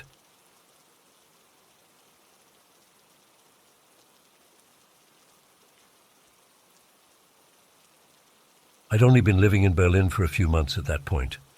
My German was still pretty rough, but I was getting by. The city had a way of making you feel invincible, especially in those early morning hours when the streets were quiet and it felt like the whole place belonged to you. As I stepped out of my apartment building, the cool night air hit my face. It was early autumn, and there was a slight chill in the breeze. I zipped up my jacket and started walking, my footsteps echoing off the buildings. The streetlights cast long shadows, and I could hear the faint bass of some distant club still going strong. I was about halfway to the spatty when I heard voices behind me. At first, I didn't think much of it. Probably just some other night owls heading home from a party. But then I noticed the voices were getting closer and fast. My heart rate picked up a bit, but I told myself not to be paranoid. This was Berlin, after all. I'd always felt safe here. Suddenly, a group of men appeared in front of me, seemingly out of nowhere. There were 5 of them, all dressed in dark clothes. One of them, a tall guy with a shaved head, stepped forward. "Polizei," he said, flashing something that looked like a badge. "We need to see your identification." My stomach dropped. Something didn't feel right. Their body language was all wrong, too aggressive, too tense. And why would the police be stopping random people at 2 a.m.? I tried to keep my voice steady as I replied in my broken German. "I'm sorry, I don't have my ID with me. I just stepped out to buy cigarettes." The man's eyes narrowed. "That's a problem. You're required to carry identification at all times. We're going to have to take you in for questioning." My mind was racing. This couldn't be happening. I knew enough about Berlin to know that the police didn't operate like this. These guys were definitely not cops, and I was in serious trouble. That's when a crazy idea hit me. It was so absurd, it just might work. Without thinking too much about it, I decided to go for it. I straightened up, puffed out my chest a bit, and started speaking in the worst, most stereotypical Russian accent I could muster. "Ah, comrades," I boomed, trying to channel every cheesy Russian character I'd ever seen in movies. "Why you not say so earlier? I thought you were criminals." The men looked at each other, clearly thrown off by this sudden change. I pressed on, diving deeper into the character. "I am Dmitri, here on business from Moscow. Very important man back home, you understand? Now, why don't we forget about silly papers and have drink instead, yes?" I could see the confusion on their faces. This clearly wasn't how they expected things to go. The leader, the one who had first approached me, seemed particularly unsure. I knew I had to keep pushing. Come, I said, gesturing towards the spatty that was now visible down the street. "First round on Dmitri. We drink to new friends in Berlin." I started walking towards the store, my heart pounding so hard I was sure they could hear it. To my amazement, they followed. I could hear them muttering to each other in German, trying to figure out what to do. As we entered the brightly lit store, I nodded to the bored-looking clerk behind the counter. In my peripheral vision, I could see the group hanging back near the door, still unsure. I grabbed a 6-pack of beer from the cooler, making sure to choose a cheap German brand. "Ah, good German beer," I exclaimed loudly. "Much better than vodka, yes?" I approached the counter and paid for the beer, making sure to fumble with the euros a bit, as if I wasn't used to the currency. Then I turned and held out the 6-pack to the group. "Here, my new friends, enjoy. Dmitri must go now. Very important meeting in morning. But we drink together next time, yes?" The leader of the group reached out and took the beer, almost mechanically.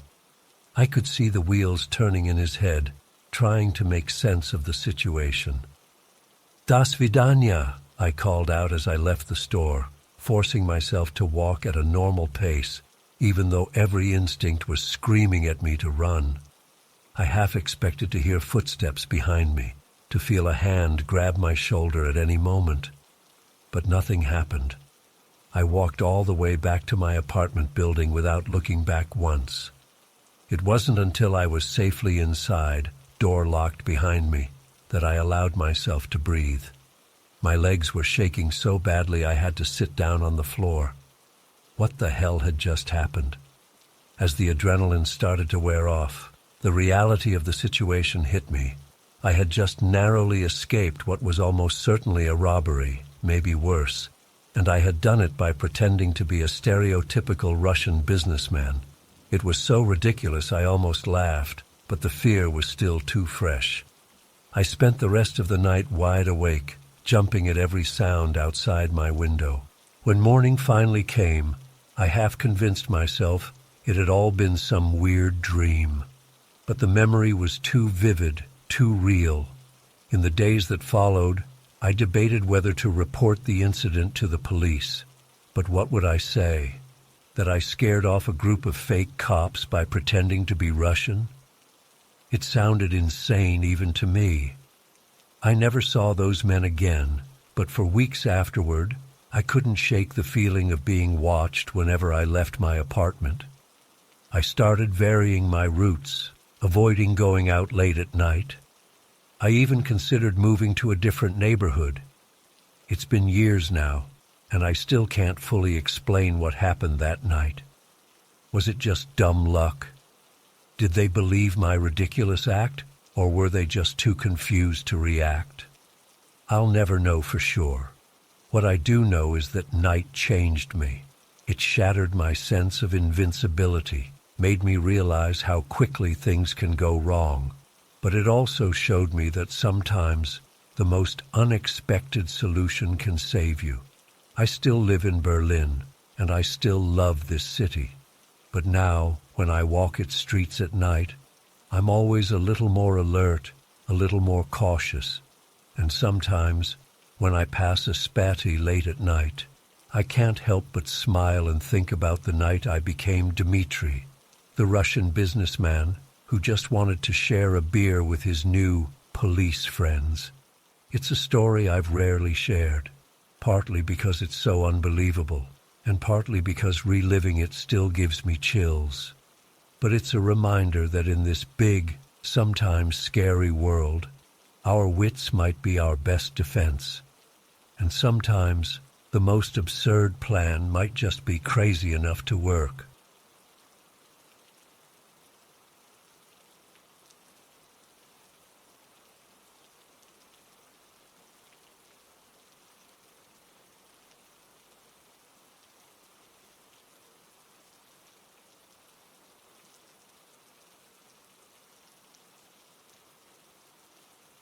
It was early September when my landlord told me a new tenant would be moving in. I was excited at first. My last roommate had graduated and moved out, leaving me alone in the 2-bedroom apartment. The thought of having someone to split chores and bills with again was a relief. The day my new roommate arrived, I was in class. When I got home that evening, I found a petite Japanese girl unpacking in the other bedroom. She introduced herself as Yuki and explained that she was an exchange student. Her English wasn't great, but she seemed nice enough. I helped her settle in and showed her around the apartment. Things were normal at first. We'd pass each other in the hallway or kitchen and exchange polite greetings.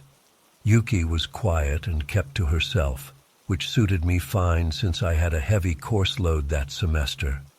But after about a week, I started noticing oddities. It began with little things. I'd be studying at my desk and get the sense that someone was watching me. When I'd look up, I'd catch a glimpse of Yuki quickly ducking away from her bedroom door. Or I'd be in the kitchen making dinner, and she'd silently appear in the doorway, just staring at me without saying anything. I tried to brush it off as cultural differences or maybe just social awkwardness. But as the days went on, Yuki's behavior became more and more unsettling. One night, I woke up around 3 a.m. to use the bathroom. As I was walking back to my room, I noticed Yuki's door was wide open. She was standing in the middle of her room, completely still, facing my bedroom. When she saw me, she didn't react at all, just kept staring with this blank expression. I hurried back to my room and locked the door, my heart racing. After that, I started locking my bedroom door every night.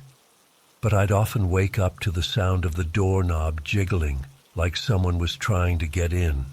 When I'd call out asking who was there was never any response. During the day, Yuki would follow me around the apartment. If I was in the living room watching TV, she'd sit on the other end of the couch, eyes fixed on me instead of the screen. When I'd get up to go to another room, she'd trail behind me at a distance. It was like living with a silent, creepy shadow. The balcony became my safe haven. I'd go out there to study or just to get away from Yuki's constant staring. But even that didn't last. One day, I glanced up from my textbook to see Yuki pressed against her bedroom window, watching me intently. After that, I couldn't shake the feeling of being observed, even when I was outside. I tried talking to Yuki about personal space and boundaries, but she'd just smile and nod without saying anything.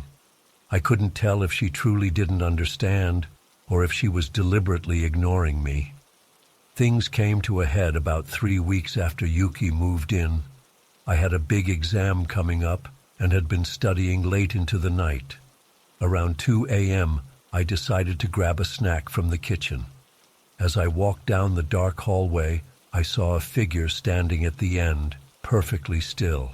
My blood ran cold as I realized it was Yuki, just standing there in the darkness, staring at me. I called out to her, asking what she was doing. No response.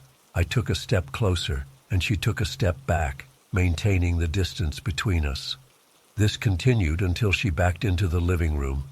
I fumbled for the light switch, my hands shaking. When I finally got the lights on, Yuki was gone. I searched the whole apartment, but there was no sign of her. Her bedroom door was locked. Thoroughly freaked out, I called my landlord the next morning and explained the situation. He agreed to come by that afternoon to check things out. But when he arrived and we entered Yuki's room, we found it completely empty. All of her belongings were gone, the bed was made, and there was no trace that anyone had been living there at all. The landlord was baffled. He said he had no record of Yuki moving out or turning in her keys. We checked the security cameras in the building's lobby, but there was no footage of her leaving. It was like she had vanished into thin air. In the days that followed, I scoured social media and even contacted the university's international student office, trying to find any information about Yuki. But it was as if she had never existed. No one else in the building remembered seeing her. I began to question my own sanity.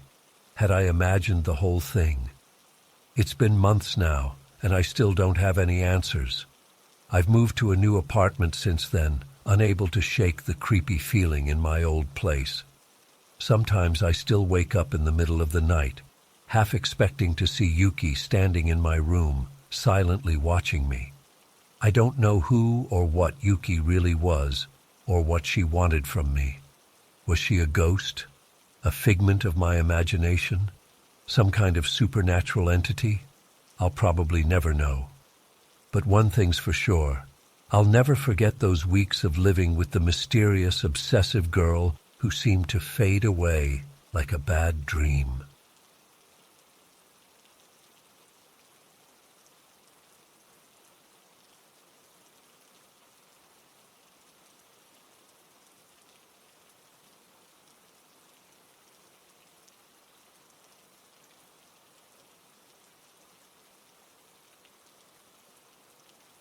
Still remember that day, like it was yesterday. The day everything changed. I was 16, a junior in high school, and thought I had it all figured out. For the past 6 months, I'd been selling weed and pills to my classmates, making serious cash for a kid my age. It started small, just hooking up a few friends here and there.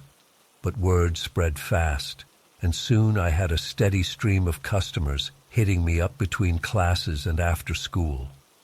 My supplier was my Aunt Trisha's boyfriend, Rick. He was this sketchy dude in his 30s who always gave me the creeps, but he had good product and didn't ask questions. I'd pick up from him once a week, usually on Sundays when my parents were at church. At first I was nervous, but the money was too good to pass up. I was pulling in $3,000 a month easy, way more than any of my friends with their crappy part-time jobs. I got cocky, started flashing cash, buying designer clothes, the newest iPhone. My parents bought my BS story about making bank from my web design business. In reality, I was the go-to dealer for half the school. It was a rush, feeling like the big shot everyone wanted to know. That Tuesday started like any other. I woke up late, threw on some clothes, and rushed to make it to first period. As I was speed walking down the hall, my phone buzzed. A text from Jake, one of my regular customers. "Yo, can I grab a 20 sack after school?" I texted back, "For sure, meet behind the gym."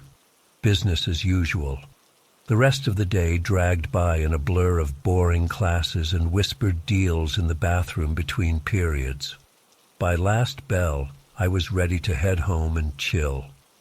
I swung by the gym to meet Jake, did the handoff, then started walking to my car in the senior lot. The parking lot was mostly empty by that point. Just a few cars left belonging to kids at after-school activities. As I fished around in my bag for my keys, the hairs on the back of my neck stood up. I had the weirdest feeling I was being watched. I glanced around but didn't see anyone. Shaking it off, I unlocked my car and tossed my backpack in the passenger seat. That's when I heard footsteps behind me. Before I could turn around, a hand clamped over my mouth and an arm wrapped around my chest, yanking me backwards. I tried to scream but only managed a muffled yelp. My heart was pounding so hard I thought it might explode. A gravelly voice whispered in my ear, "Don't make a sound or you're dead." I nodded frantically, tears already streaming down my face. The hand moved from my mouth, and I felt something cold and metallic press against my lower back. A gun. "Give me your backpack and all the cash you've got on you. Now." My hands shaking, I grabbed my backpack from the car and held it out behind me. The guy snatched it away. I heard him unzip it and start rummaging through. "Where's the rest of it?" he growled. "What?" I stammered. "Don't play dumb with me, little girl. I know you're pushing weight. Where's your stash?" My blood ran cold. How did this guy know about my dealing? Had someone ratted me out? I don't have anything else, I swear," I said, my voice quavering. "That's everything." He was silent for a moment. I held my breath, terrified he was going to shoot me right there in the parking lot. Finally, he spoke again. "If you're lying to me, I'll find out, and I'll be back. Got it?" I nodded vigorously, still too scared to turn around and look at him. "Good. Now get in your car and drive away. Don't look back." The pressure of the gun disappeared from my back. I scrambled into the driver's seat, my hands shaking so bad I could barely get the key in the ignition. As I peeled out of the parking lot, I glanced in the rearview mirror. There was no sign of the guy who'd robbed me. I drove aimlessly for hours, too terrified to go home. What if he followed me? What if he came back for more? My mind was racing a mile a minute. When I finally calmed down enough to think straight, I realized how royally screwed I was. That backpack had over $500 cash in it, plus at least a couple ounces of weed and a baggie of pills. Rick was going to be pissed when I couldn't pay him back. And how was I going to explain to my parents that my backpack and all my school stuff was gone? But even worse than all that was the paralyzing fear. This guy knew what I was up to. He could come back any time. Maybe next time he wouldn't let me go so easy. Images of being kidnapped or murdered flashed through my mind. I pulled over on some random side street and broke down sobbing. What the hell had I gotten myself into? I was just a kid, in way over my head in a dangerous world I knew nothing about. In that moment, I knew I had to get out. No amount of money was worth living in constant fear like this. I'd rather be broke than dead. With shaking hands, I pulled out my phone and blocked Rick's number. Then I deleted all my customer contacts. It felt like cutting off a limb. That was thousands of dollars a month I was giving up. But I knew it was the only way. The next few weeks were rough. I was constantly looking over my shoulder, jumping at every sound. I told my parents I'd lost my backpack and had to use my savings to replace my books and laptop. They were mad, but bought the story. Rick tried to get in touch a few times through my aunt, asking why I'd ghosted him. I ignored the messages. Eventually, he gave up. Gradually, the fear started to fade. Weeks turned to months with no sign of the mystery robber. I started to believe maybe I'd gotten lucky. He'd taken what he wanted and moved on. I won't lie, there were times I was tempted to get back in the game, especially when I saw my old customers living it up while I was broke. But then I'd remember the cold metal of that gun against my back, and the temptation would vanish. It's been 2 years now since that day in the parking lot. I'm in college, working a regular job like a normal person. Sometimes it feels like that whole period of my life was just a bad dream. But I know it was real, and I know how close I came to ruining my entire future, or worse. I thank my lucky stars every day for that robbery. As weird as it sounds, it may have saved my life. To any kids out there thinking about dealing, trust me, it's not worth it. The money's good, but the danger is real. Get out while you still can. I did, and I've never looked back.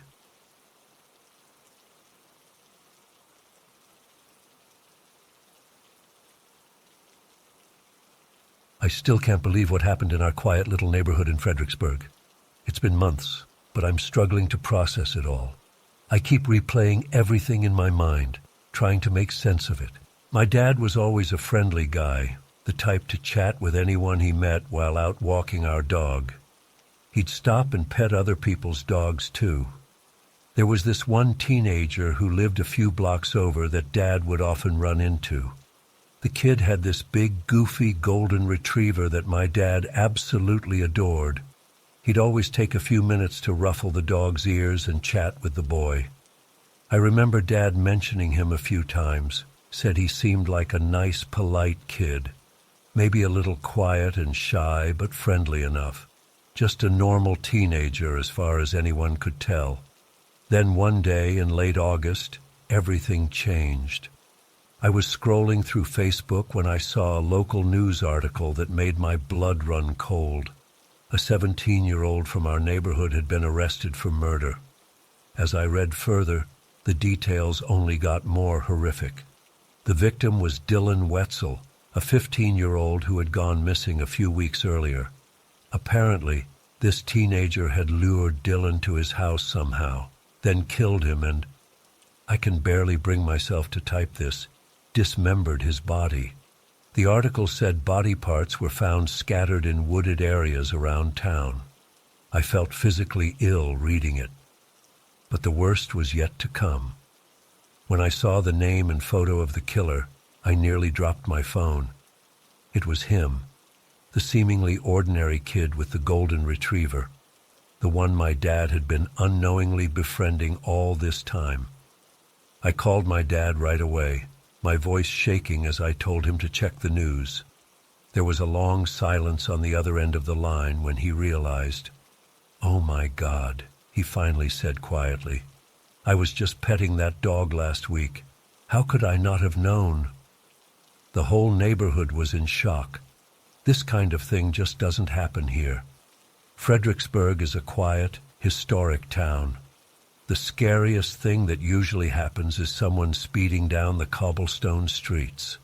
To think there had been a murderer living among us this whole time, it was surreal. In the days that followed, more gruesome details emerged. Apparently, the kid had been planning this for months. He'd built a soundproofed room in his basement where he carried out the murder. Police found journals detailing his sick fantasies and plans. What haunted me most was thinking of all those times my dad had casually chatted with him. Had the evil already been there, lurking behind that ordinary facade? Had he been planning his crime even as he stood there smiling and talking about the weather? The thought made my skin crawl. My dad was really shaken up by it all. He kept saying he should have noticed something, should have picked up on some sign that something was off about the kid. But how could he have known? None of us had any clue. The boy's own parents were blindsided by it. For weeks afterwards, I found myself looking at everyone differently. That friendly cashier, the mailman, the nice old lady next door. Did I really know any of them? What secrets might they be hiding? It sounds paranoid, I know, but after something like this happens so close to home, it's hard not to question everything. The neighborhood changed after that.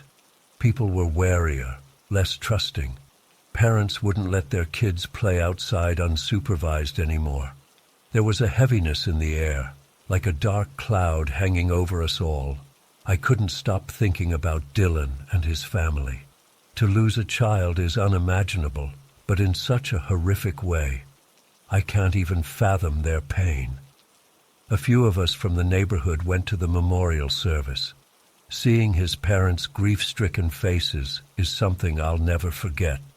As the case progressed through the legal system, we learned more disturbing information. Apparently, the killer had been fascinated with serial killers and had studied their methods. He'd chosen Dylan at random, stalking him for weeks before making his move. The level of premeditation was chilling. What struck me was how easily he had blended in all that time. He went to school, worked a part-time job at the local grocery store, walked his dog, all while harboring these monstrous urges. How many times had I passed him in the cereal aisle, oblivious to the evil beneath the surface? The trial was a media circus. News vans clogged our streets for weeks. Reporters ambushed anyone who had known the killer, desperate for quotes or inside information. My dad was approached several times because of his casual acquaintance with the boy. He refused to talk to them, but it was clear the whole thing was eating him up inside. I tried to comfort him, telling him there was no way he could have known, but I could see the guilt weighing on him. He kept wondering if there was something he should have noticed, some red flag he'd missed. The rational part of me knew that was ridiculous. The kid had fooled everyone, including his own family. But I understood the impulse to search for answers, to try and make sense of the senseless. As more evidence came out in court, the full extent of the killer's depravity became clear. He'd kept souvenirs from his crime, hidden in a locked box in his closet. He'd taken photos of the victim post-mortem.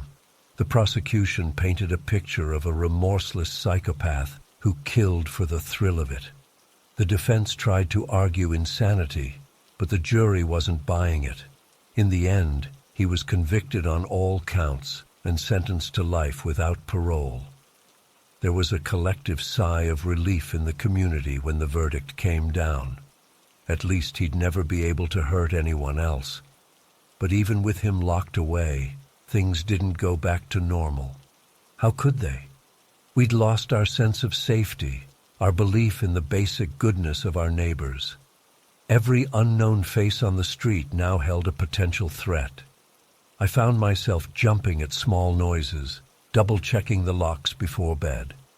Logically, I knew the danger had passed, but my nerves were shot. I'd lie awake at night, imagining worst-case scenarios, wondering if there were other predators hiding in plain sight around us. My dad stopped taking his evening walks for a long time. When he finally started again, he'd flinch every time he saw someone with a dog. The simple pleasure he'd once taken in those casual encounters was gone, replaced by wariness and painful memories. It's been almost a year now, and things are slowly getting better. The media frenzy has died down. We're learning to trust again, to not see danger lurking behind every smile. But there's still an undercurrent of unease. I don't think this town will ever be quite the same. Sometimes I wonder about that golden retriever. What happened to it after its owner was arrested? Did it sense the evil in him, or was it as deceived as the rest of us? I hope it found a good home with people who will love it. I've thought a lot about evil since all this happened. How it can hide in the most mundane places, behind the most ordinary faces. I'd always imagined monsters as obvious villains, but now I know the truth is far more insidious. The real monsters walk among us undetected, blending in perfectly until the moment they strike. I don't mean to sound paranoid. Most people are good. I truly believe that. But this experience has taught me to trust my instincts more, to be aware of my surroundings, and to never take the safety of my community for granted again. If there's one thing I've learned from all this, it's that you never really know what's going on beneath the surface. The friendly teenager petting a dog could be hiding unimaginable darkness. It's a terrifying thought, but it's the reality we live in. All we can do is look out for each other and hope that love and goodness will ultimately triumph over evil. But I'll never forget that summer when our quiet neighborhood was shattered by unspeakable horror. The memory of it lingers like a bad dream, a reminder that the darkest threats can come from the most unexpected places.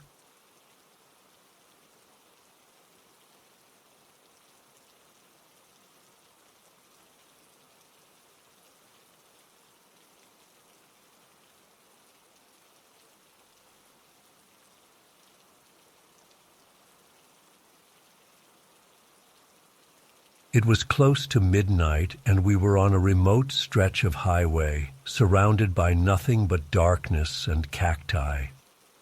Amy had fallen asleep in the passenger seat, and I was fighting to stay awake myself.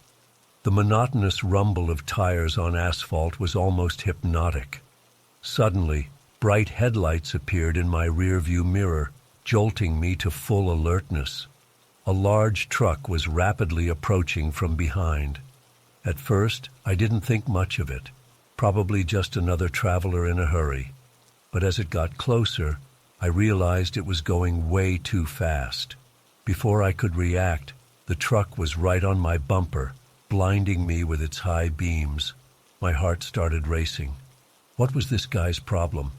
I sped up, hoping he would pass, but he matched my speed exactly, staying mere feet from my rear bumper.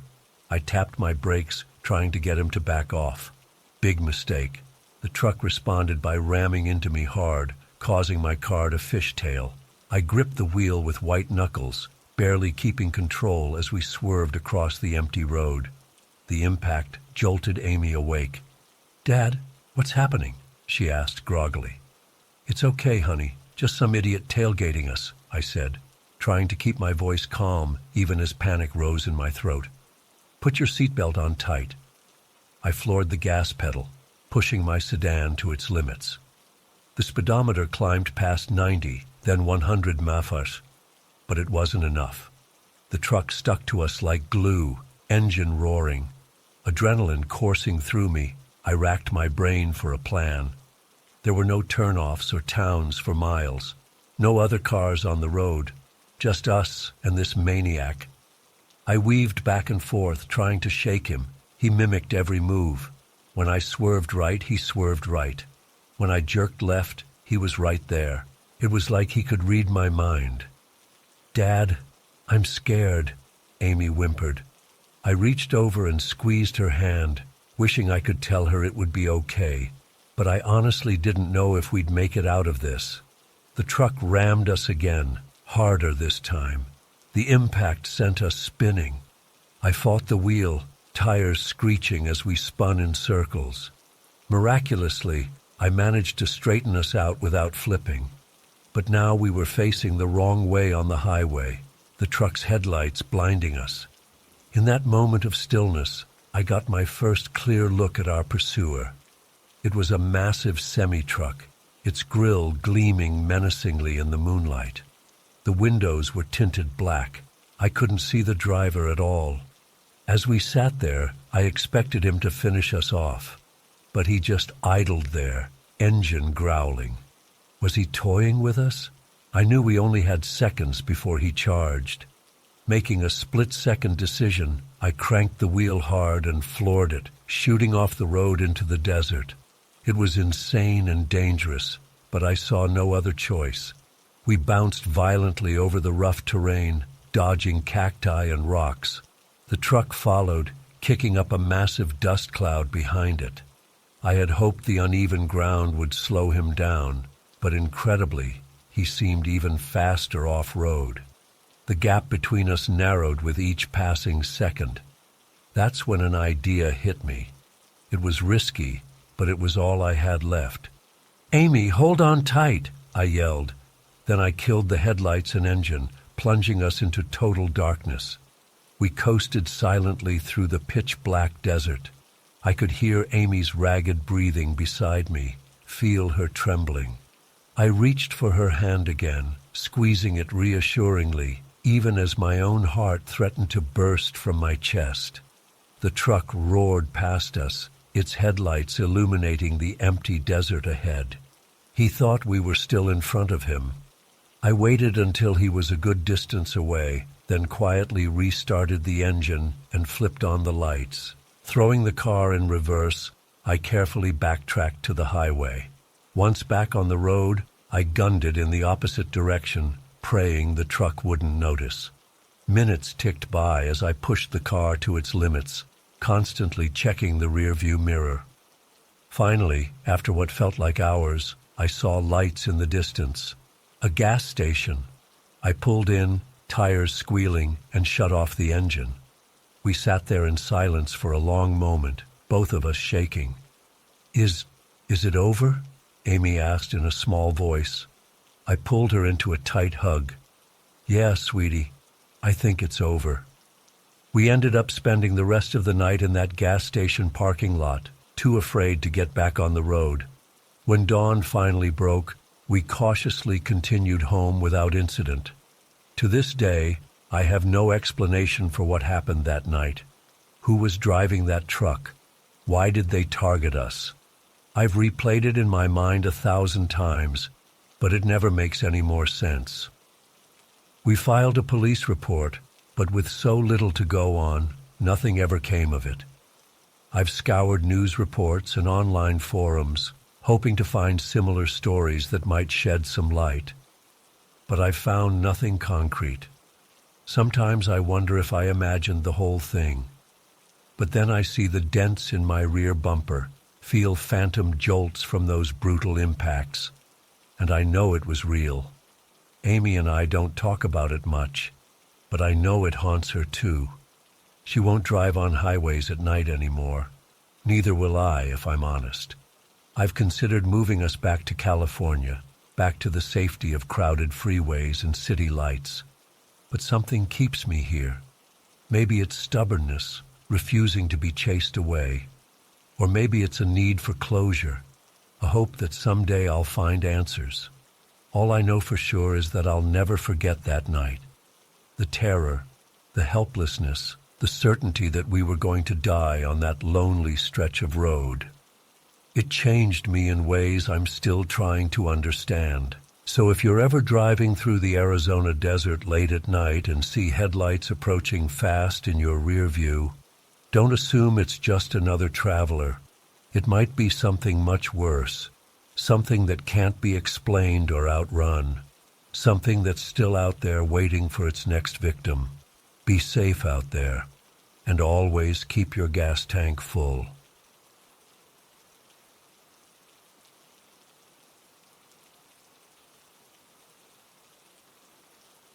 I still remember that day like it was yesterday.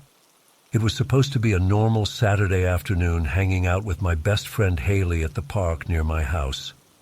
We were both 15 at the time and loved going to Oak Ridge Park to walk the trails, swing on the playground, and just talk about life. The park was pretty big, with lots of wooded areas and hiking paths winding through the hills. It was usually pretty quiet there, which is why we liked it. That day started out totally normal.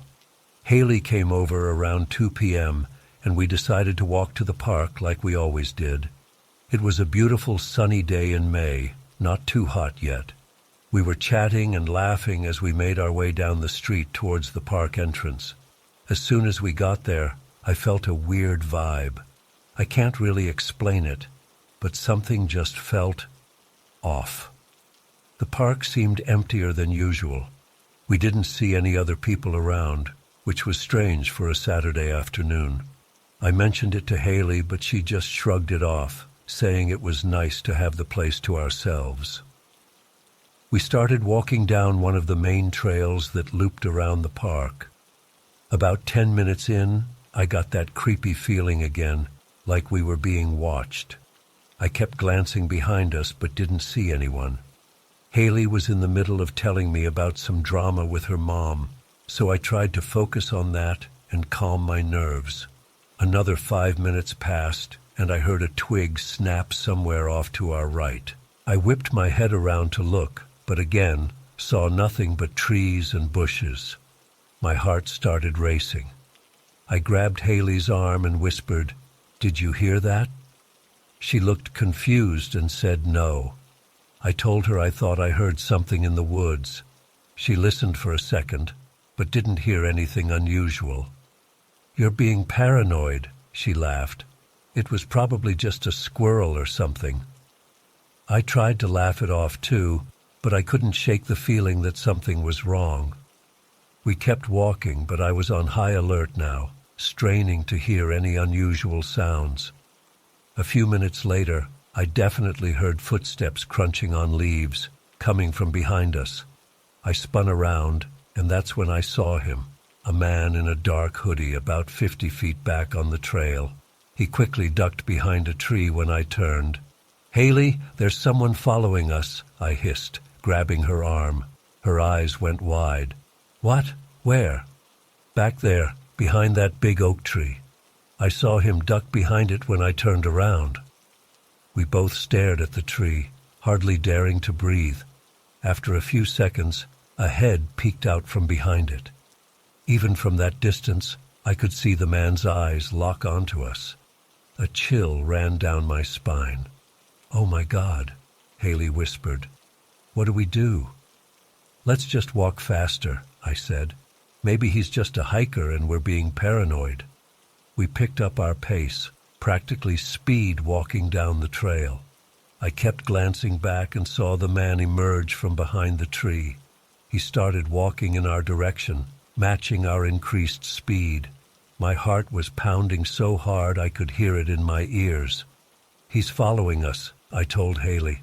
"We need to run." Without waiting for a response, I grabbed her hand and we took off running down the trail.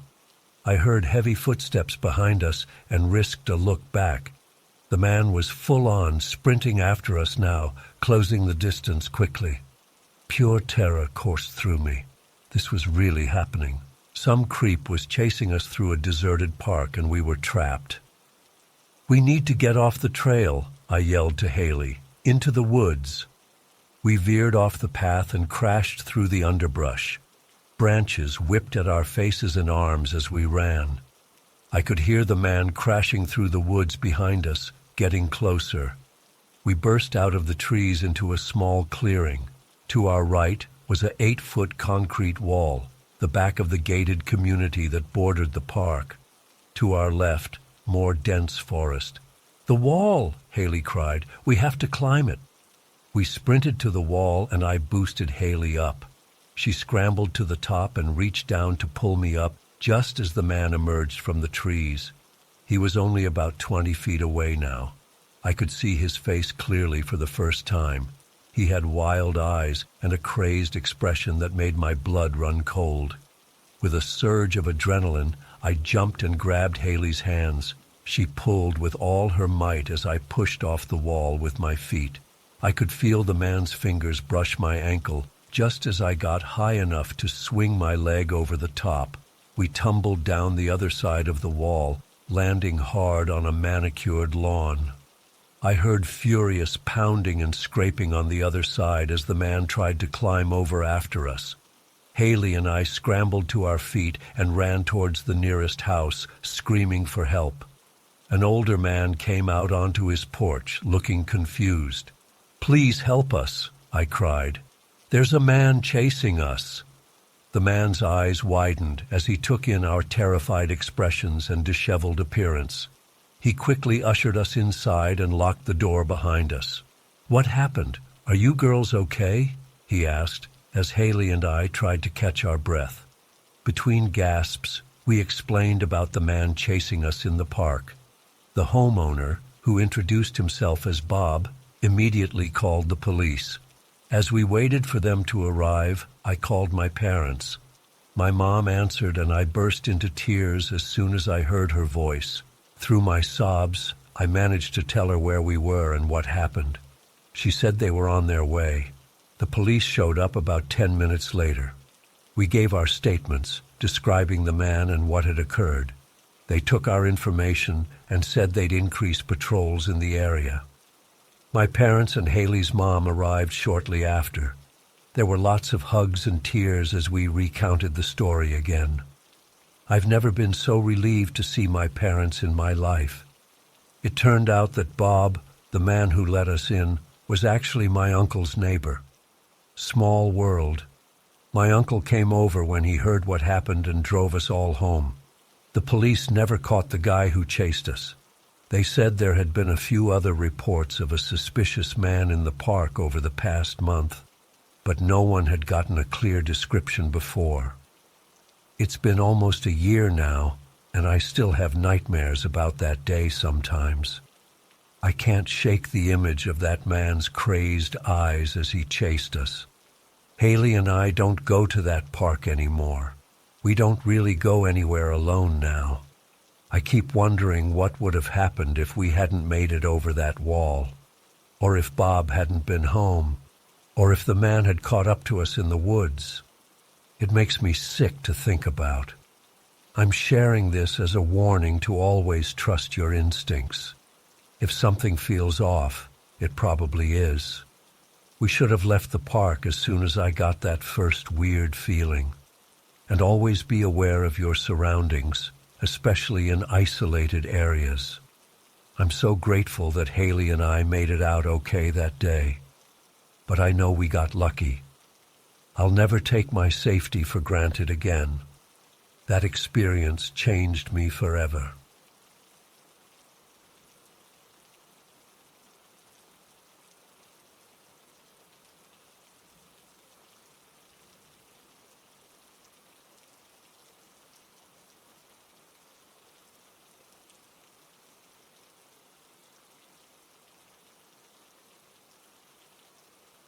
There was this new guy at school, Leo.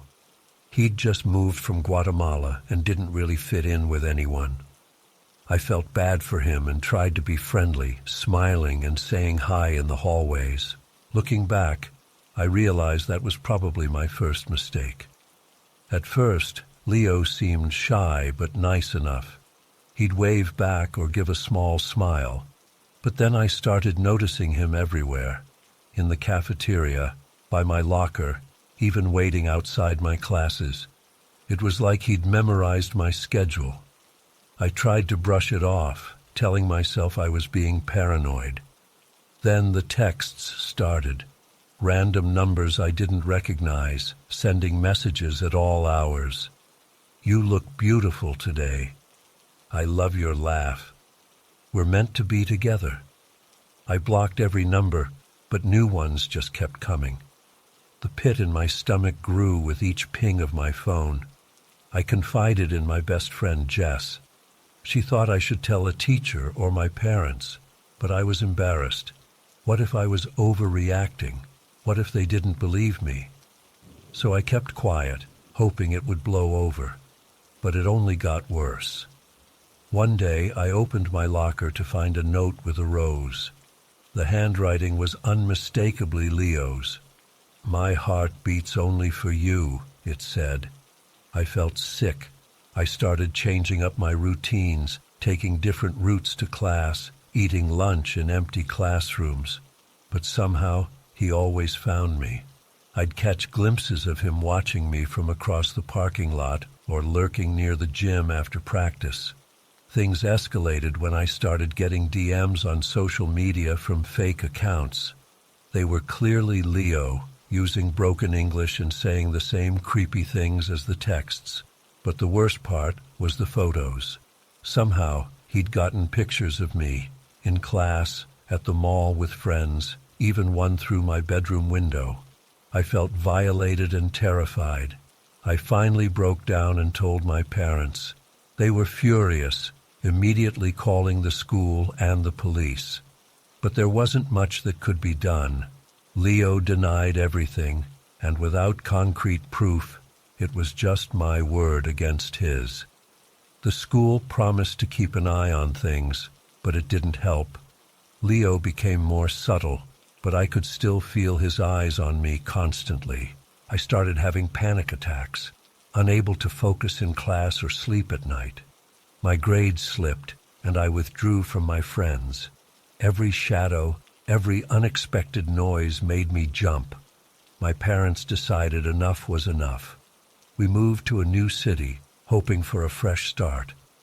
I deleted all my social media, changed my phone number, and tried to put it all behind me. For a while, it seemed to work.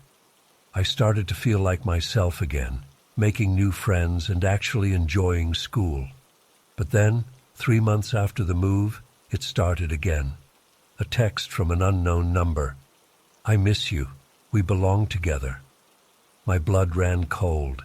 How had he found me? The cycle began anew. Messages, fake social media accounts, photos that shouldn't exist. I became a prisoner in my own life, afraid to go out, constantly looking over my shoulder. My new friends couldn't understand why I was so jumpy and paranoid all the time. The worst moment came on my 18th birthday. I woke up to find my car covered in red roses, with a card that simply said, "Soon." I completely broke down, sobbing uncontrollably. My parents called the police again, but there was no evidence of who had done it. This went on for 3 long years, 3 years of constant fear, of feeling like I was losing my mind. I tried everything, restraining orders, private investigators, even a brief stint in therapy. Nothing seemed to stop Leo's obsession. And then, just as suddenly as it had started, it stopped. No more texts, no more photos, no more creepy gifts. At first, I was relieved. But as days turned into weeks with no contact, I found myself almost more anxious. Was he planning something big? Was this just the calm before the storm? It's been 6 months now since the last message. I should feel free, but I don't. I still check over my shoulder everywhere I go. I still have nightmares about Leo showing up at my door. I don't know if I'll ever feel truly safe again. Sometimes I wonder if I imagined it all, if maybe I blew things out of proportion, or if it was all some elaborate prank. But then I remember the fear, the sleepless nights, the way my heart would race every time my phone buzzed. It was real, too real. I'm sharing this now because I want others to know they're not alone. Stalking and obsession aren't just things that happen in movies. They're real, and they're terrifying. If you're going through something like this, please don't stay silent. Tell someone. Get help. Don't let fear rule your life like I did. I don't know where Leo is now or why he finally stopped. Part of me hopes he got the help he clearly needed. Another part hopes he's rotting in jail somewhere. Mostly, I just hope I never have to see or hear from him again. I'm trying to move on with my life. I've started college, made new friends, even gone on a few dates. But there's always that lingering fear in the back of my mind. Will he come back? Will I ever truly be free? For now, I'm taking it one day at a time. I'm learning to trust again, to enjoy life without constantly looking over my shoulder. It's not easy, but I refuse to let Leo win. He took 3 years of my life, but he won't take my future. To anyone out there dealing with a stalker or an obsessed person, you're not alone. It's not your fault. And there is hope. Stay strong, stay safe, and don't be afraid to ask for help. Your peace of mind is worth fighting for. As for me, I'm still healing, still jumping at shadows sometimes. But I'm also laughing more, dreaming more, living more. Leo may have haunted my past, but he doesn't get to control my future. I'm reclaiming my life, one day at a time, and that's a victory he can never take away from me.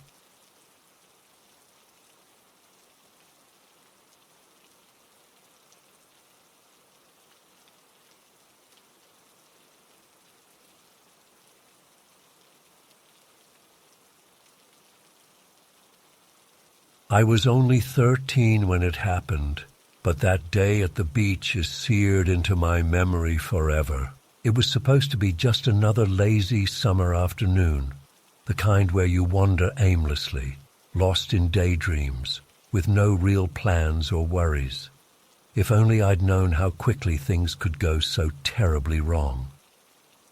My dog Max and I set out for our usual walk along the shoreline. The beach was pretty empty that day, just a few elderly couples strolling hand in hand in the distance. I breathed in the salty air, feeling relaxed as Max trotted happily beside me. We walked for a while before turning into the little wooded area that borders the sand. I always loved that shady path, the way the sunlight filtered through the leaves, the crunch of twigs under my feet. It felt like our own private hideaway. About 10 minutes into the woods, I started to get an uneasy feeling. You know that prickly sensation on the back of your neck, like you're being watched? At first I tried to shake it off as paranoia, but then Max's ears perked up and he let out a low growl. That's when I knew something was really wrong. I glanced over my shoulder and my heart nearly stopped. There was a man following us, maybe 50 feet back, tall and thin, wearing dark clothes despite the heat. He was walking quickly, clearly trying to catch up. I picked up my pace, hoping I was overreacting. But when I looked back again, he had closed the gap to about 30 feet. And now I could see his face, gaunt cheeks, deep-set eyes that seemed to burn right through me. A chill ran down my spine. I started to jog, tugging Max along with me. My mind was racing, trying to figure out what to do. Should I scream for help? Try to lose him in the woods? Make a run for the open beach? Before I could decide, I heard heavy footsteps behind me, getting closer by the second. Panic surged through me, and I broke into a full sprint. Max was barking now, sensing my fear. I could hear the man's ragged breathing as he chased us. Branches whipped at my face, but I didn't slow down. My lungs were burning, legs trembling. I knew I couldn't outrun him for long. Just when I thought my legs would give out, I burst through the tree line back onto the beach. Relief flooded through me at the sight of other people, even though they were still pretty far away. But my moment of hope was short-lived. As I ran towards the water, desperately scanning for someone to help, I realized with horror that the man wasn't alone. A woman had emerged from the woods and was running parallel to us, trying to cut off my escape route to the right. She looked to be in her 30s, with wild red hair flying behind her as she sprinted across the sand. The sight of her filled me with a new wave of terror. This wasn't just some random creep. It was a coordinated attack. I veered left, away from both of them, my feet slipping in the loose sand. Max was still barking furiously, but it sounded distant and muffled over the pounding of blood in my ears. I screamed for help at the top of my lungs, praying someone would hear me. The couple I'd seen earlier finally looked up, but they were so far away. Even if they realized what was happening, they'd never reach me in time. Tears streamed down my face as I pushed myself to run faster than I ever had in my life. But I could feel myself tiring, my movements becoming clumsy and uncoordinated. The woman was gaining on me quickly. Out of the corner of my eye, I saw her reaching out, fingers grasping for my shirt. I let out another desperate scream, my voice cracking with fear and exhaustion. This couldn't be happening. Any second now they would grab me and drag me away. I'd never see my family again. I'd become another missing person statistic, my fate unknown. Just as I felt the woman's hand brush against my back, a car horn blared nearby. Tires screeched on pavement, and a blue minivan came tearing down the beach access road, kicking up sand. For a split second, I was sure it was going to hit us. But then the driver's side door flew open, and a woman leapt out. "Get in the car now," she screamed. I didn't hesitate. I changed course and sprinted towards the van, practically diving through the open sliding door. Max jumped in after me, still barking his head off. I scrambled to pull the door shut as the woman jumped back in the driver's seat. As we peeled away, I got one last glimpse of my pursuers. They had stopped running and were just standing there, staring after us with blank expressions. The image is burned into my brain. The tall man's hollow eyes, the woman's fiery hair whipping in the wind. Then we turned a corner and they disappeared from view. I collapsed onto the floor of the van, gasping for air and shaking uncontrollably. Max curled up next to me, whimpering softly. It took me a few minutes to catch my breath enough to speak. "Thank you," I finally managed to stammer out between sobs. "You saved my life." The woman looked back at me, her face pale and drawn. "Are you okay? Did they hurt you?" I shook my head, still trembling. "No, I'm all right.